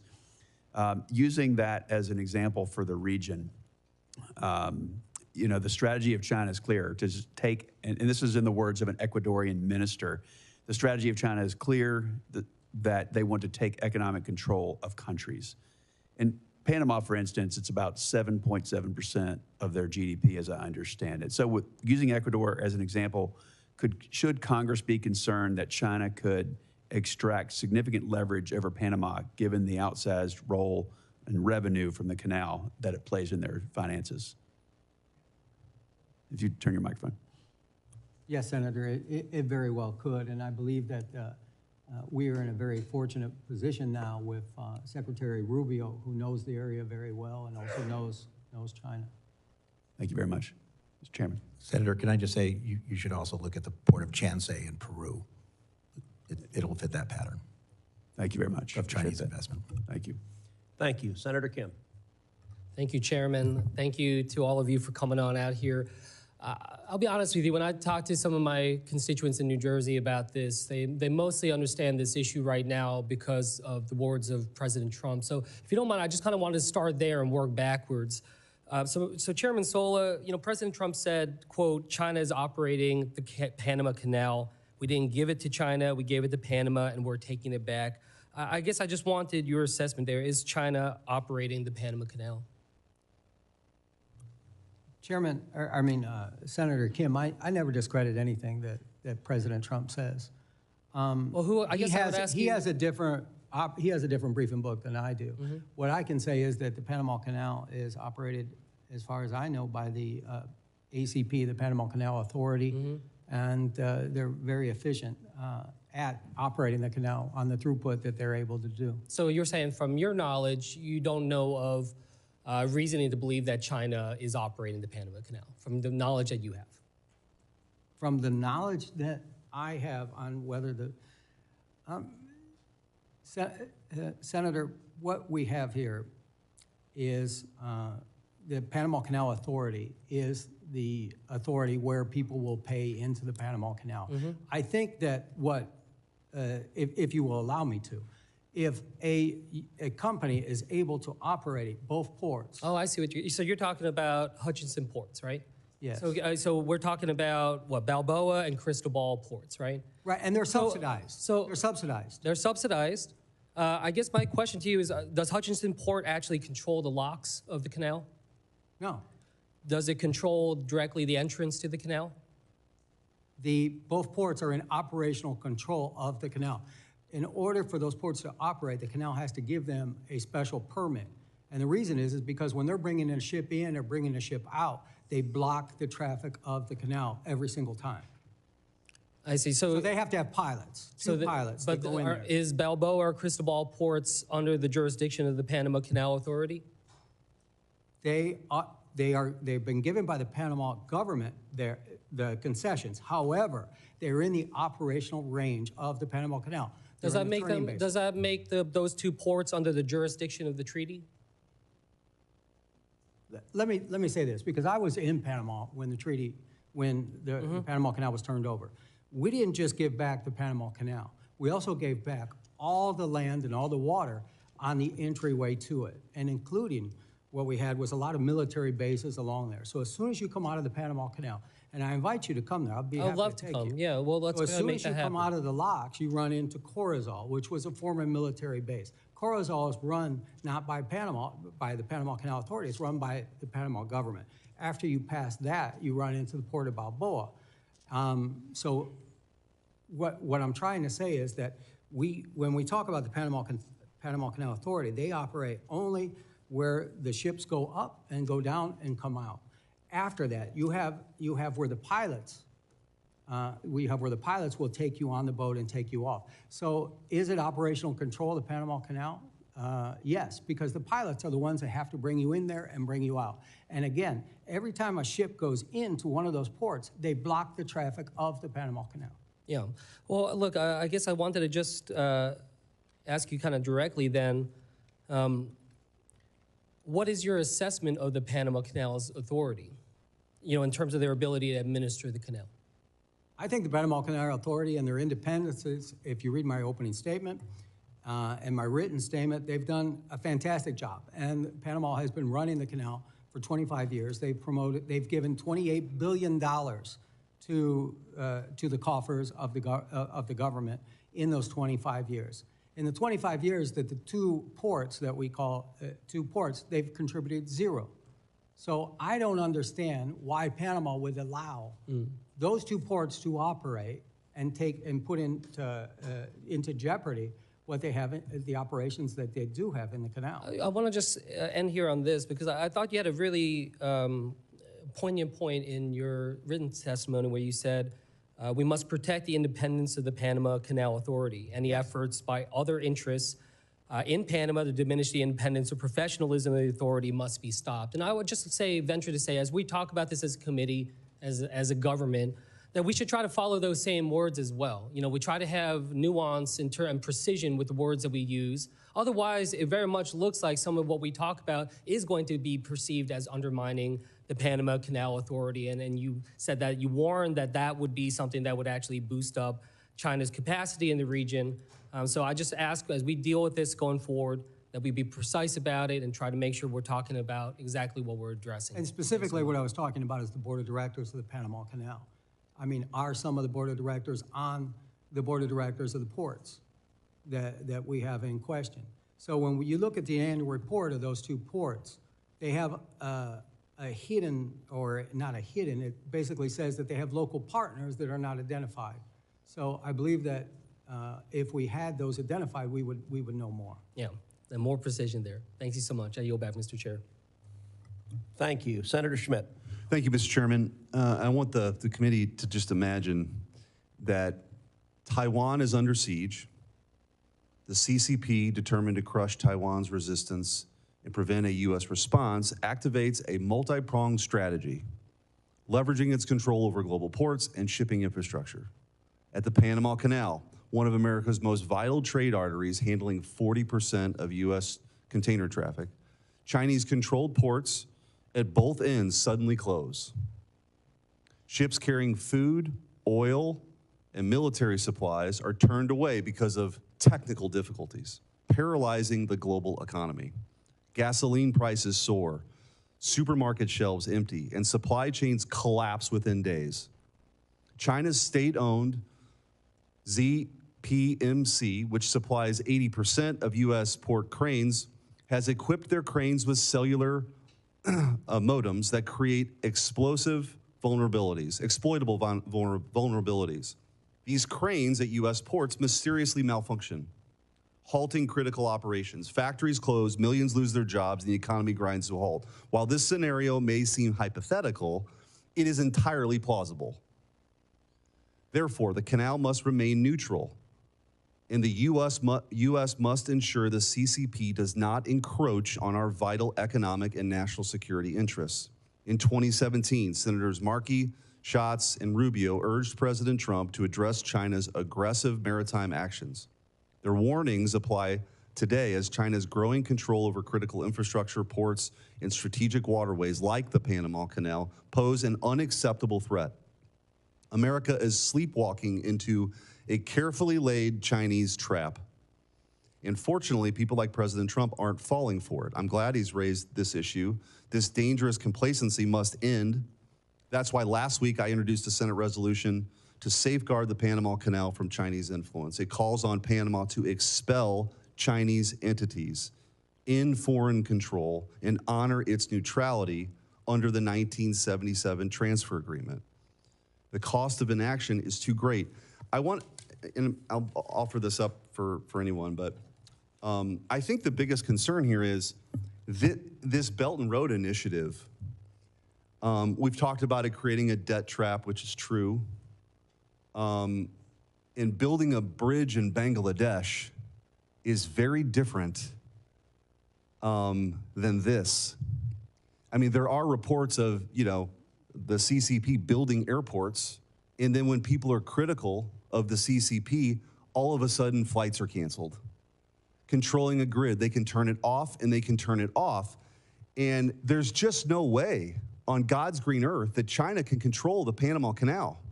And so however you want to define it, and I hope my Democrat colleagues, this is an issue that affects America that should not be partisan, and I hope they're not blinded by the fact that President Trump has come out so boldly on this.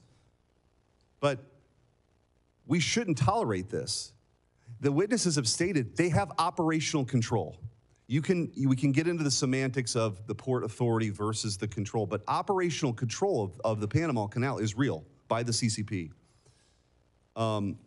The witnesses have also stated that a Chinese company got a sweetheart deal, a no-bid contract for control, operational control, ultimately, of these ports. So I guess I want to ask, because I've talked too long, I don't have much time for questions, but Professor Kantorovich, I do want to ask you, yes, as it relates to the treaty, and I'm glad Senator Cruz, or Chairman Cruz, has called this up, because there are real concerns about treaty violations here.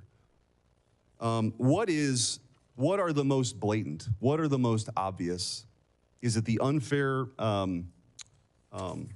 is it the fact that we're being charged more? Is it the fact that these are Chinese-owned companies that are controlled by the CCP? What are the top 2 or 3 reasons that you would argue that they are, in fact, in violation of the treaty?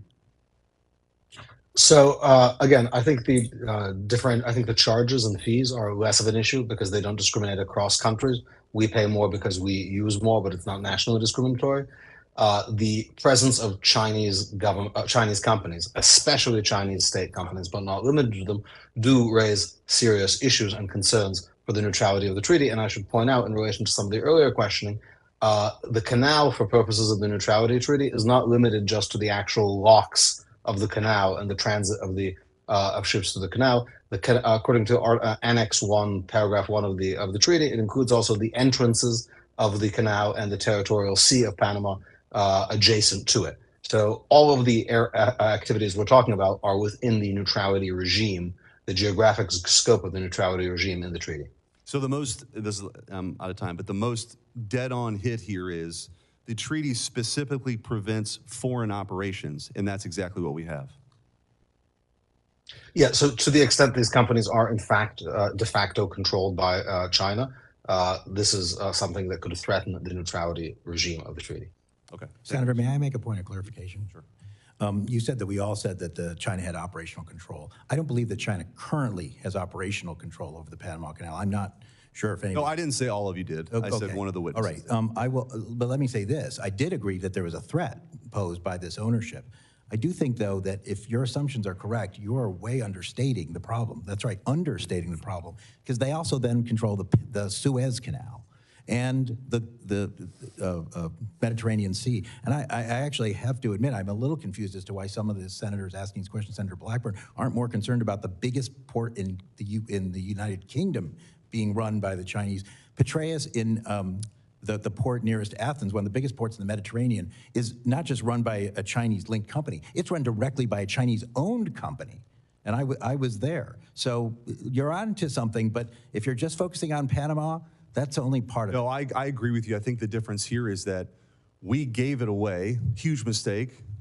Both Missouri senators voted for it back then. Huge mistake. But the one thing we got out of it, was a guarantee of neutrality, and that's the issue here. Thanks.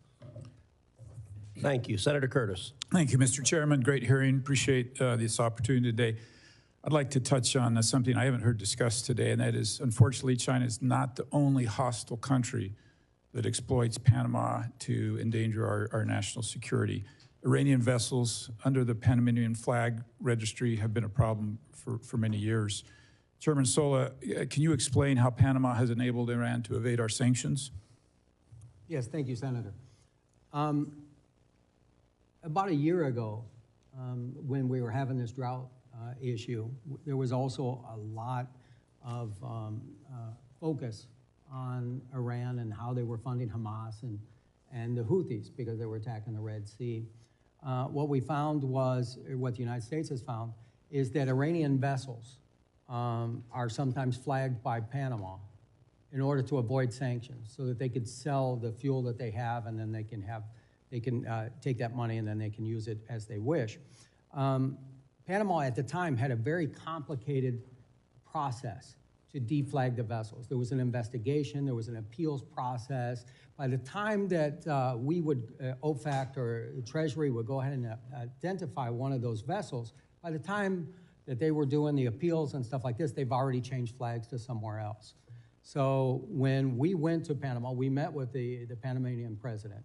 And I must say that we were very impressed, because he was 30 minutes late, but he was breaking relations with Venezuela at the time, because the election was the day before. We explained to him the situation. The very next day, we met with the maritime minister, with U.S. Embassy personnel, and Panama actually adjusted their appeals process so to make it more expedient. So if the United States or OFAC would come and say that this Iranian vessel is avoiding sanctions, now we have a process in place to go ahead and do that. And 53 vessels were deflagged because of that meeting. If you would keep working on that, because that's a big deal, and thank you for that answer. Let me also go to, I mean, we've hammered on this a little bit, and I've heard several times some of you acknowledge that the interest from China is an economic threat to us. But let me come back to this defense. I think we've asked a number of times in different ways, but let me go back to the analogy of China puts a blockade on Taiwan, and we're trying to move ships into that area quickly. Can any of you say this is not just an economic threat to the United States, but a defensive threat as well? At the FMC, it's not our area of expertise. We'll leave that to the military experts. I will just say that, to me, an economic threat is a military threat. I mean, Sure. indirectly, but it is. Yeah, I just, But I noted the in panel's terms of what you're directly reference asking, to economic. we at the Federal Maritime Commission don't have that area. Chairman? I would say that my biggest concern is that when a Chinese contractor gets a contract in Latin America, they usually put a clause in there that they bring their own workers in from China. And these workers are housed in camps outside. And these camps will have guards on them, and they will have, sometimes they in Panama, for example, they have barbed wire around the camps. So we really don't know who's in the camps. And I think that, to me, causes me more concern on who's in the camp and what are they doing. So these are actually sometimes thousands of workers that are brought in, for example, for the bridge or to do a port or something like this to undercut the local labor.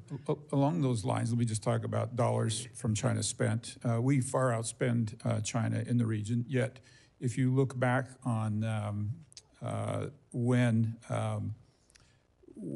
Panama switched diplomatic recognition from Taiwan, and we had comments from the president, Taiwan is an inalienable part of Chinese territory. It coincided with economic investment from China in the region. Is that something overall, in addition to the canal, we need to watch? Yes, we definitely need to watch economics. And we need to, we haven't, the United States has left a void there. We really have not been competitive in Panama, and hopefully that we can be. Okay, and I've got just a few seconds. So this bridge, we've brought this up a couple of times, the possibility of this bridge being damaged and closing the canal. But it reminds me of going through TSA at a suitcase, going through the TSA. Is there any reason that China can't watch or do whatever they want from this bridge to see what, get the intel from these containers? And does that concern anybody? Well, it definitely concerns Southern Command, because they brought it up on numerous occasions that there could be some sort of surveillance or something like that on the bridges. Okay, I yield my time. Thanks, Mr. Chairman. Thank you. Senator Moreno. First of all, thank you, Chairman, for putting this hearing together. I think it's very timely. Mr. Sola, I heard you say, it kind of rang in my head, you've navigated the canal 100 times. I mean, that's, you have pretty good experience. I want to turn the testimony a little bit different direction.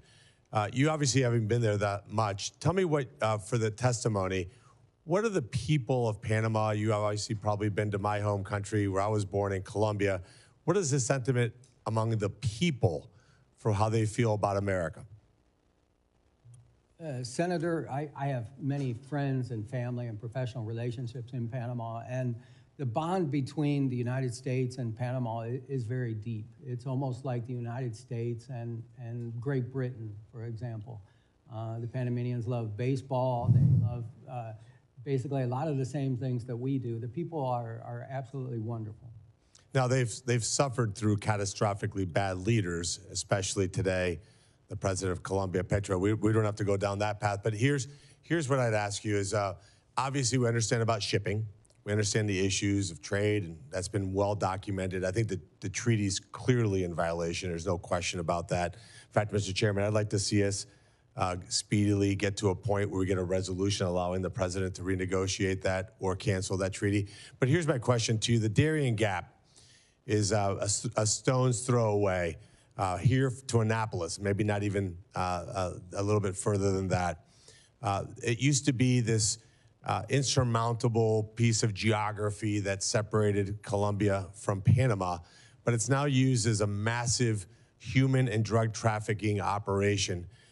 The presence of multinational gangs, multinational criminal organizations in that area, primarily, I will suggest, funded by the Chinese. You don't have to comment on that. But what is the impact of these transnational gangs, this increase in human and drug trafficking doing to maritime activity along the canal? Senator, the Darien Gap is one of the most dangerous treks that I think anybody can do, and thank God for the new policy that we have on migrants and people coming into the country, because countless people have been harmed, died, or even, very bad things happen to them through there. On transnational gangs, I mean, anytime that there's money in a black market, they're going to go ahead and they're going to fill that void. So hopefully, as I understand, the Darien Gap is not being utilized very much right now because people are coming to the United States and now cannot come in. Right, but the point is, like, what is the impact on maritime activity there? In other words, security, Mr. Kramick, has got to be an issue for your members. And having that increased presence of transnational gang activity, drug trafficking, you're talking about billions and billions of dollars. Cocaine production in Colombia is at an all-time high. What impact does that have on your members? Senator, it's something we work hard on every day. The World Shipping Council is partnered with the World Customs Organization and 58 customs agencies throughout the world. We ran actual operations to give data that we have on our supply chain and where there's anomalies to those customs officials and law enforcement authorities to action it. A lot of it, the flow for commercial vessels, not into the United States, but to the European Union, is coming from the transshipment point in Panama, where our containers are being exploited and contaminated. And so we are working hard as we sit here right now on that problem. And of course, the point I'm making is that China's influence there, whether we want to make it a technical question as to what control means, it doesn't matter. When you have Chinese companies operating on both sides of the canal, having influence there through drug trafficking, they bring basic chemicals into Mexico, which makes its way here as fentanyl. You have enormous Chinese influence in Central and South America. And Mr. Sola, I go back to you with my final question. Do you think fundamentally the problem here is that America's just failed to engage properly with Latin America? Yes, I do. I believe that we have not had a presence there for long enough. The State Department has designated countless past Panamanian presidents for corruption, but we haven't had the DOJ go ahead and have any convictions on those. I think that if we did have a conviction one way or another, I think that that would change the narrative quite considerably. And so just one quick follow-up. So if the U.S. took control back of the canal, if that territory was completely controlled, protected by the United States of America, what influence could we have in solving a variety of problems, the shipping ones that we've talked about, but also having U.S. presence with military backup there in Panama, preventing transnational organizations, preventing human trafficking, preventing drug trafficking?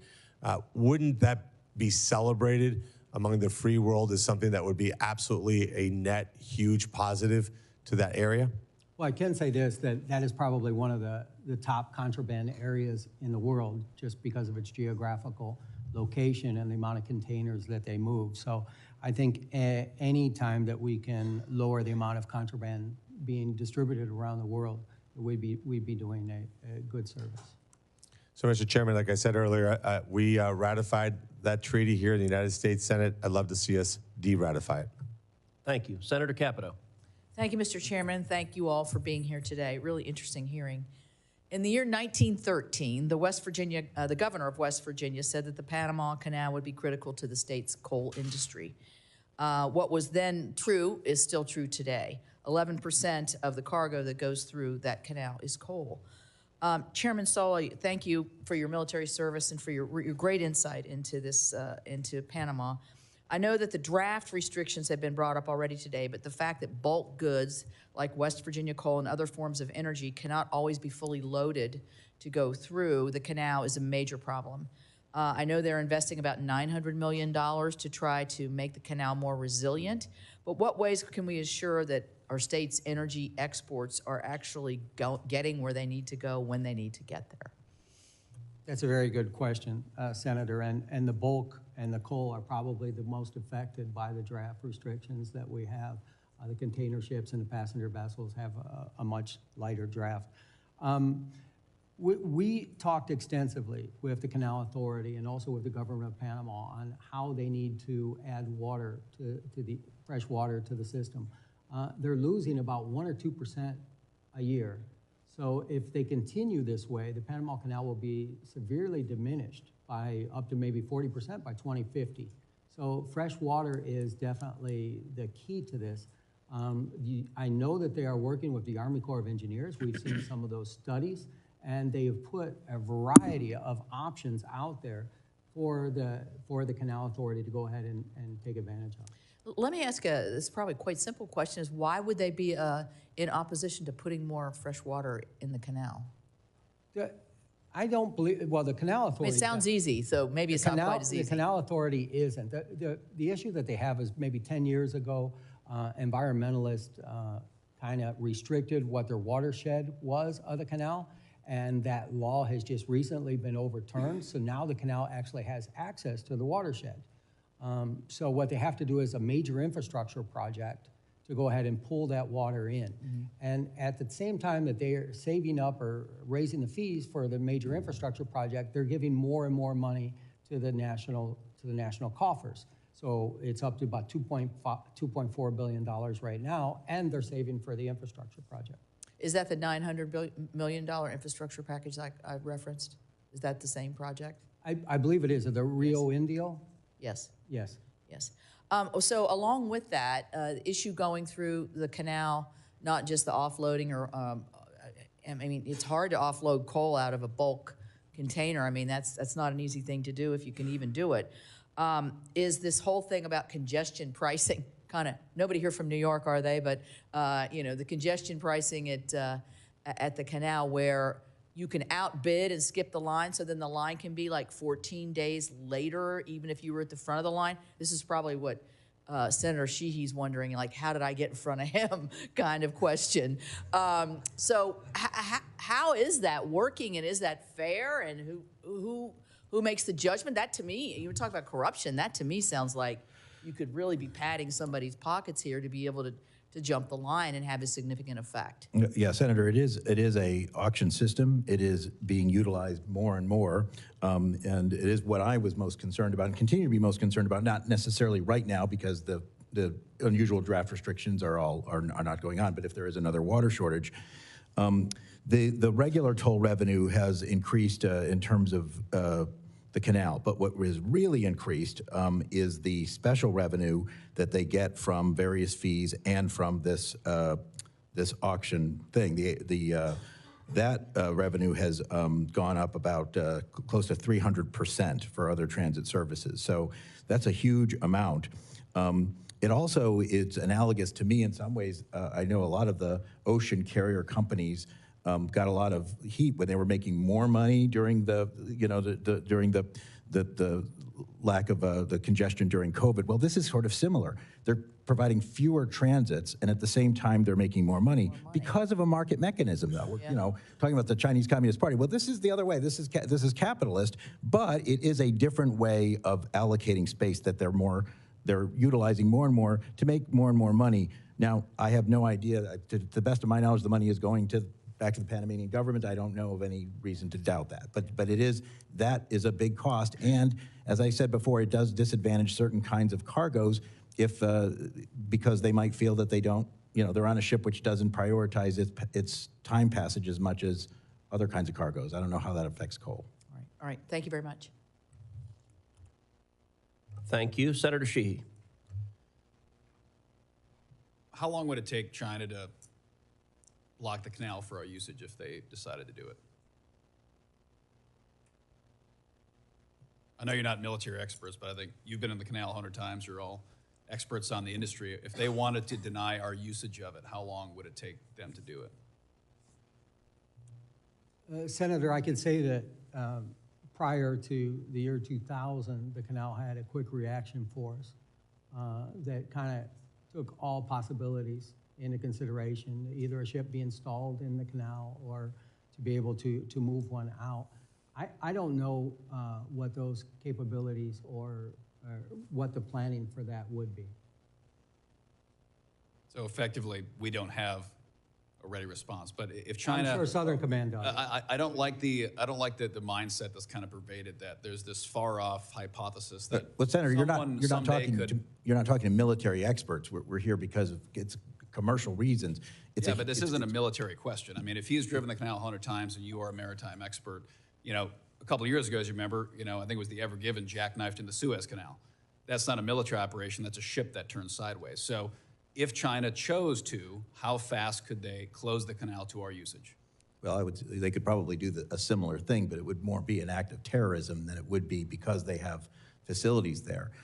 Most of this discussion has involved the economic threats that China is bringing up because of the Belt and Road Initiative and having these investments in other countries. But yeah, I mean, it's not hard to close off a waterway. Panama Canal is actually quite vulnerable in terms of infrastructure. It's not, this is not a fort or militarily reinforced location. Now that's you're getting to the end of my knowledge of that. But no, it would not take long, but I don't know what it has to do with, it's not accelerated because they have people at other port, unless you believe that they're, in theory, it's easier to infiltrate those ports with Chinese spies than it is other kinds of things. But that's totally out of my purview.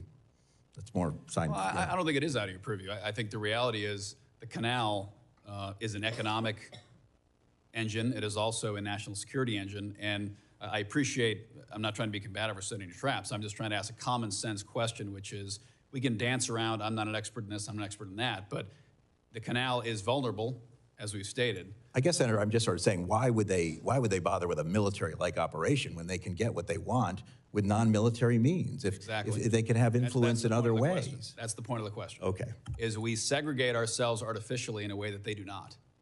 We segregate ourselves, well, let's talk about military, let's talk about intelligence, let's talk about economics. China doesn't work that way. It's a whole of government approach. They don't draw a delineation between an economics discussion and a military one. And their attack may not look like Pearl Harbor. It may look like an everyday ship that decides, it pulls into the locks and blows itself up, and now the locks are non-functional for our usage, and we can't support an inter-ocean fleet transfer. And our ability to defend it, as you referred to, Chairman, is now inhibited by the fact that we no longer have the military infrastructure around the canal that we did just as recently as 1999. So from a commercial perspective, do the shipping companies have concerns over the security of the narrow waterways? We've got Straits of Malacca, we've got Suez Canal, we've got Gibraltar, we've got Panama. Is that a concern that's thrown around in the boardrooms of the largest shipping corporations in the world? Senator, I think it's something they think about every day. I mean, really, it's drawn into sharp relief with the Red Sea that it was what I call a pink flamingo. Like there's black swans that just come up, and there's pink flamingos that you can see but you don't act. But no one really thought a whole lot that one of the most important waterways in the world could be denied, and moreover, that it could be denied for such a sustained period. The good news is that And denied, I might add, by a disaffected non-state actor of Bedouins running around with rocket launchers, who also managed to beat us in a 20-year war in Afghanistan. But my point to saying all this is we're just debating operational control of the canal. Yet it seems very clear to all of us that a very simple act can debilitate the canal and eliminate our ability to use it in a matter of minutes with no warning. And we have no ability to intervene or stop that. To me, that means we do not have operational control of the canal. Thank you, Chairman.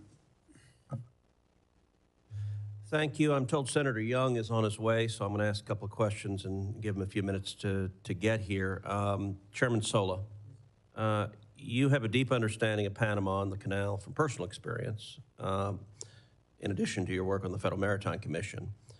One example of China's influence with the Panamanian government was the effort to seize land near the Pacific end of the canal to build a new Chinese embassy, including your land.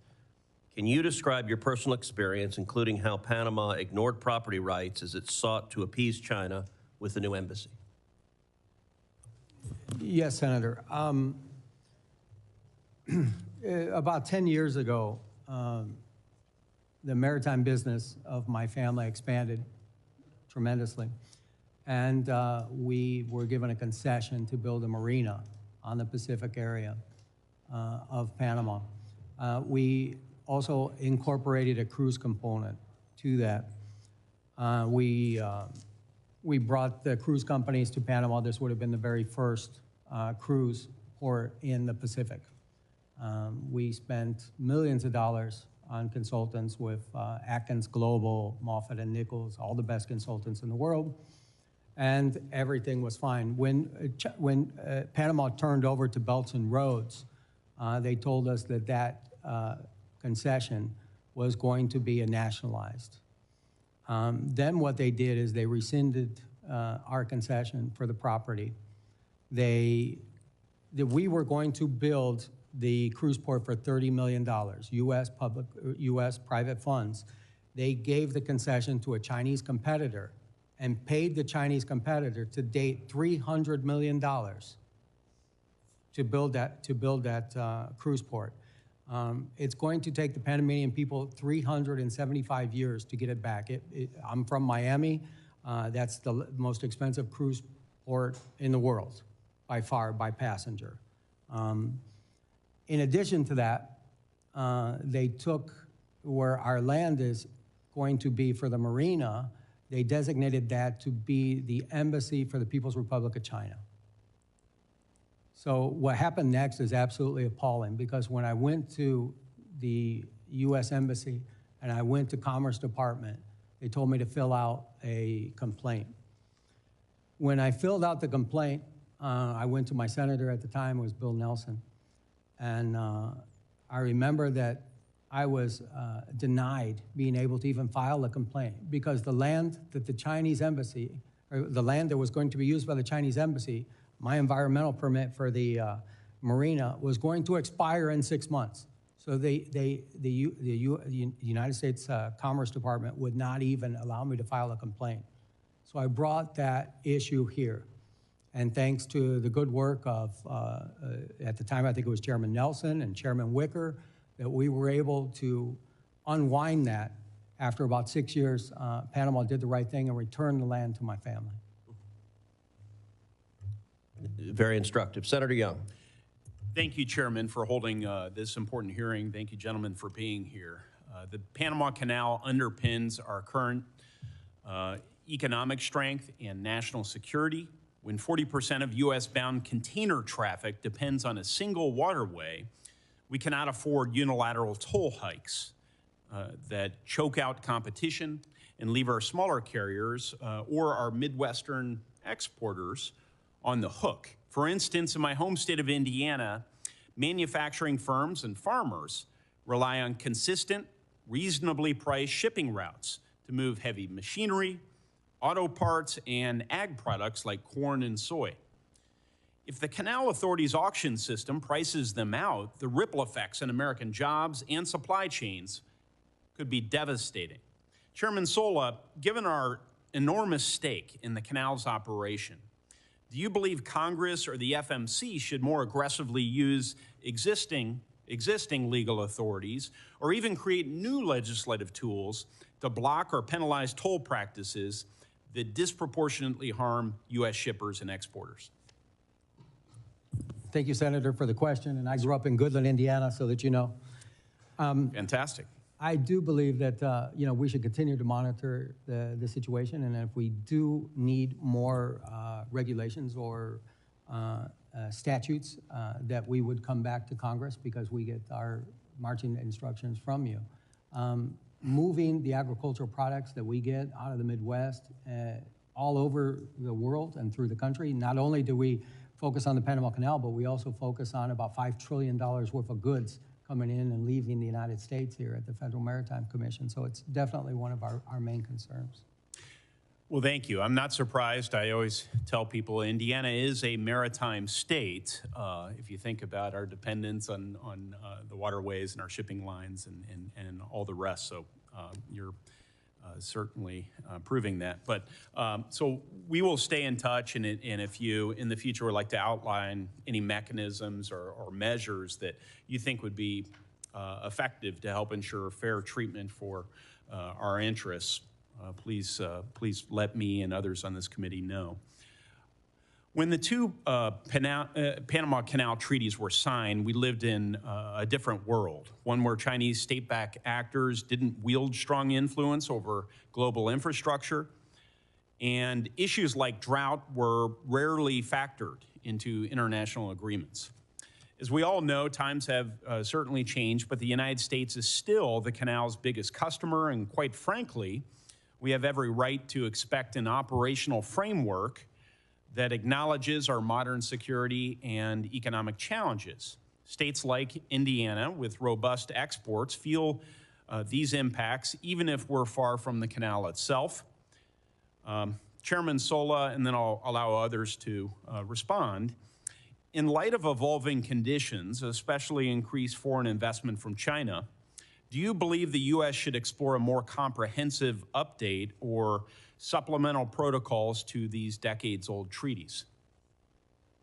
I definitely believe that we should support U.S. investment, and not having an ambassador there for so long has been detrimental to us, especially as the case that I just mentioned earlier, where we didn't have an ambassador and we had a U.S. company in need of service. So however we can promote U.S. investment, especially in infrastructure, this is where China is definitely beating us with the Belt and Roads, where they understand that. And I believe that, our Exim Bank and our DFC is so limited in what they can do by the restrictions that they have, that we're not able to invest into infrastructure like we should. I hope the administration will prioritize this ambassador spot as nominations are made. I hope we'll prioritize it in the Senate. My colleagues on the Democratic side of the aisle will be warm to that nomination and moving it quickly. Something both parties, frankly, have fallen short on in recent years is prioritizing these. But other comments, Mr. Maffei? Yeah, well, Senator, it won't surprise you since you and I served together in the House that I actually am pretty bipartisan. I agree with the chairman on what he said. I will say that that certainly we need to look at other kinds of ways to get U.S. companies in positions where they can truly compete with the Chinese and some of these things. And blaming it all on Panama, it really misses the point. I've seen the same thing in Greece, where Greece didn't want to give the concession of its largest port to a Chinese company, but because of its financial difficulties, it was getting pressure from international organizations such as the IMF, Europe, and even maybe some of the United States to do so. So I just ask you to look at that. And I do want to say one quick thing. You're right about the cost, and as I said before you were able to get here, the Panamanians are making far more on their canal than they ever had before. That's not necessarily a bad thing as long as it's going to the right place, but where they're really making the money is on these auctions, and that is why it remains a concern of mine, I'm sure the chairman's, and that is where we are looking at potentially are using our authority under Section 19 of the Merchant Marine Act, where we could, if we can show that it is basically a problem with the foreign trade of the U.S. It's interfering with foreign trade of the U.S. There are certain things that we can do. But I do think we need more information before we could make that kind of action. But we're certainly working on that, and we do have that authority at the FMC. Thank you, and good to see you again, sir. Mr. Kremick, did you have anything? We had discussed, Senator Young, some of the infrastructure projects to make the canal more sustainable and viable, and how the United States, the U.S. Army Corps of Engineers, has already done some feasibility reviews of those projects. So that would certainly be something to take a look at to make the canal, viable with an additional supplies of fresh water. Thank you. Chairman? Senator, if I may. Sure. Senator, sorry, it's I'm on Zoom. You spoke about renegotiating the treaties, and Yes. I think one of the things about treaties as an instrument of governance is they're not very flexible, and they don't really have automatic processes typically for easy amendment. And before this hearing, I spent a fair amount of time reviewing the ratification hearings in the Senate in 1978. And back then, the principal concerns the Senate was concerned with then is the Soviets and Cuba, actually, not China and Iran. So the world has changed a huge amount. China's role has changed a huge amount. And of course, back then, 1999 seemed very far off. 2025 seemed a world away. And as a result, I think it is useful to revisit treaties and seek to renegotiate them, to update them to sort of current events. And of course, the United States has a considerable amount of leverage it can use to seek such additional protocols to modernize these treaties to current events and current geopolitical realities. Makes great sense, and I'm glad you spoke up. Thank you, Mr. Kantorovich. Mr. Chairman. Thank you. I want to ask a couple of follow-ups, and then we're going to wrap up the hearing. Commissioner Maffei, you mentioned a minute ago if a determination was made that this was having negative impacts on U.S. trade. You said there are a number of remedies that are possible, and you didn't specify what those were, so I just wanted to ask what you were referring to. Yeah, I mean, there are certain things we can do as countermeasures, such as, sanction Panamanian ships. That could be Panamanian flag ships. The Panamanian flag is one of their major sources of revenue. It is the number one what we call flag of convenience in the world. There are several others, and I think I'd like to get back to you in writing. I mean, I'm not trying to avoid the question, Yeah, but no, I would that welcome way I can that. put the, we can, and we'll, if you don't mind, we'll get together and do a joint answer. We'll put where our authority comes from, what we think we can do, and maybe even what we're concerned about or what the limits to that would be. Well, and I'll say that this hearing has been a nice bipartisan demonstration of a lot of expertise. There's a reason you guys have your the role you have, because you know what you're talking about. I'm hoping my chairmanship, which ended last week after a full term, will result in a full, very successful term for my good friend and colleague as chairman. Maybe the friendliest transition in Washington this week. Professor Kantorovich, I want to get back also to the exchange you had with Senator Young, and then it harkens back to the opening exchange you and I had. We've heard testimony that Panama may well be in violation of this treaty in at least two regards.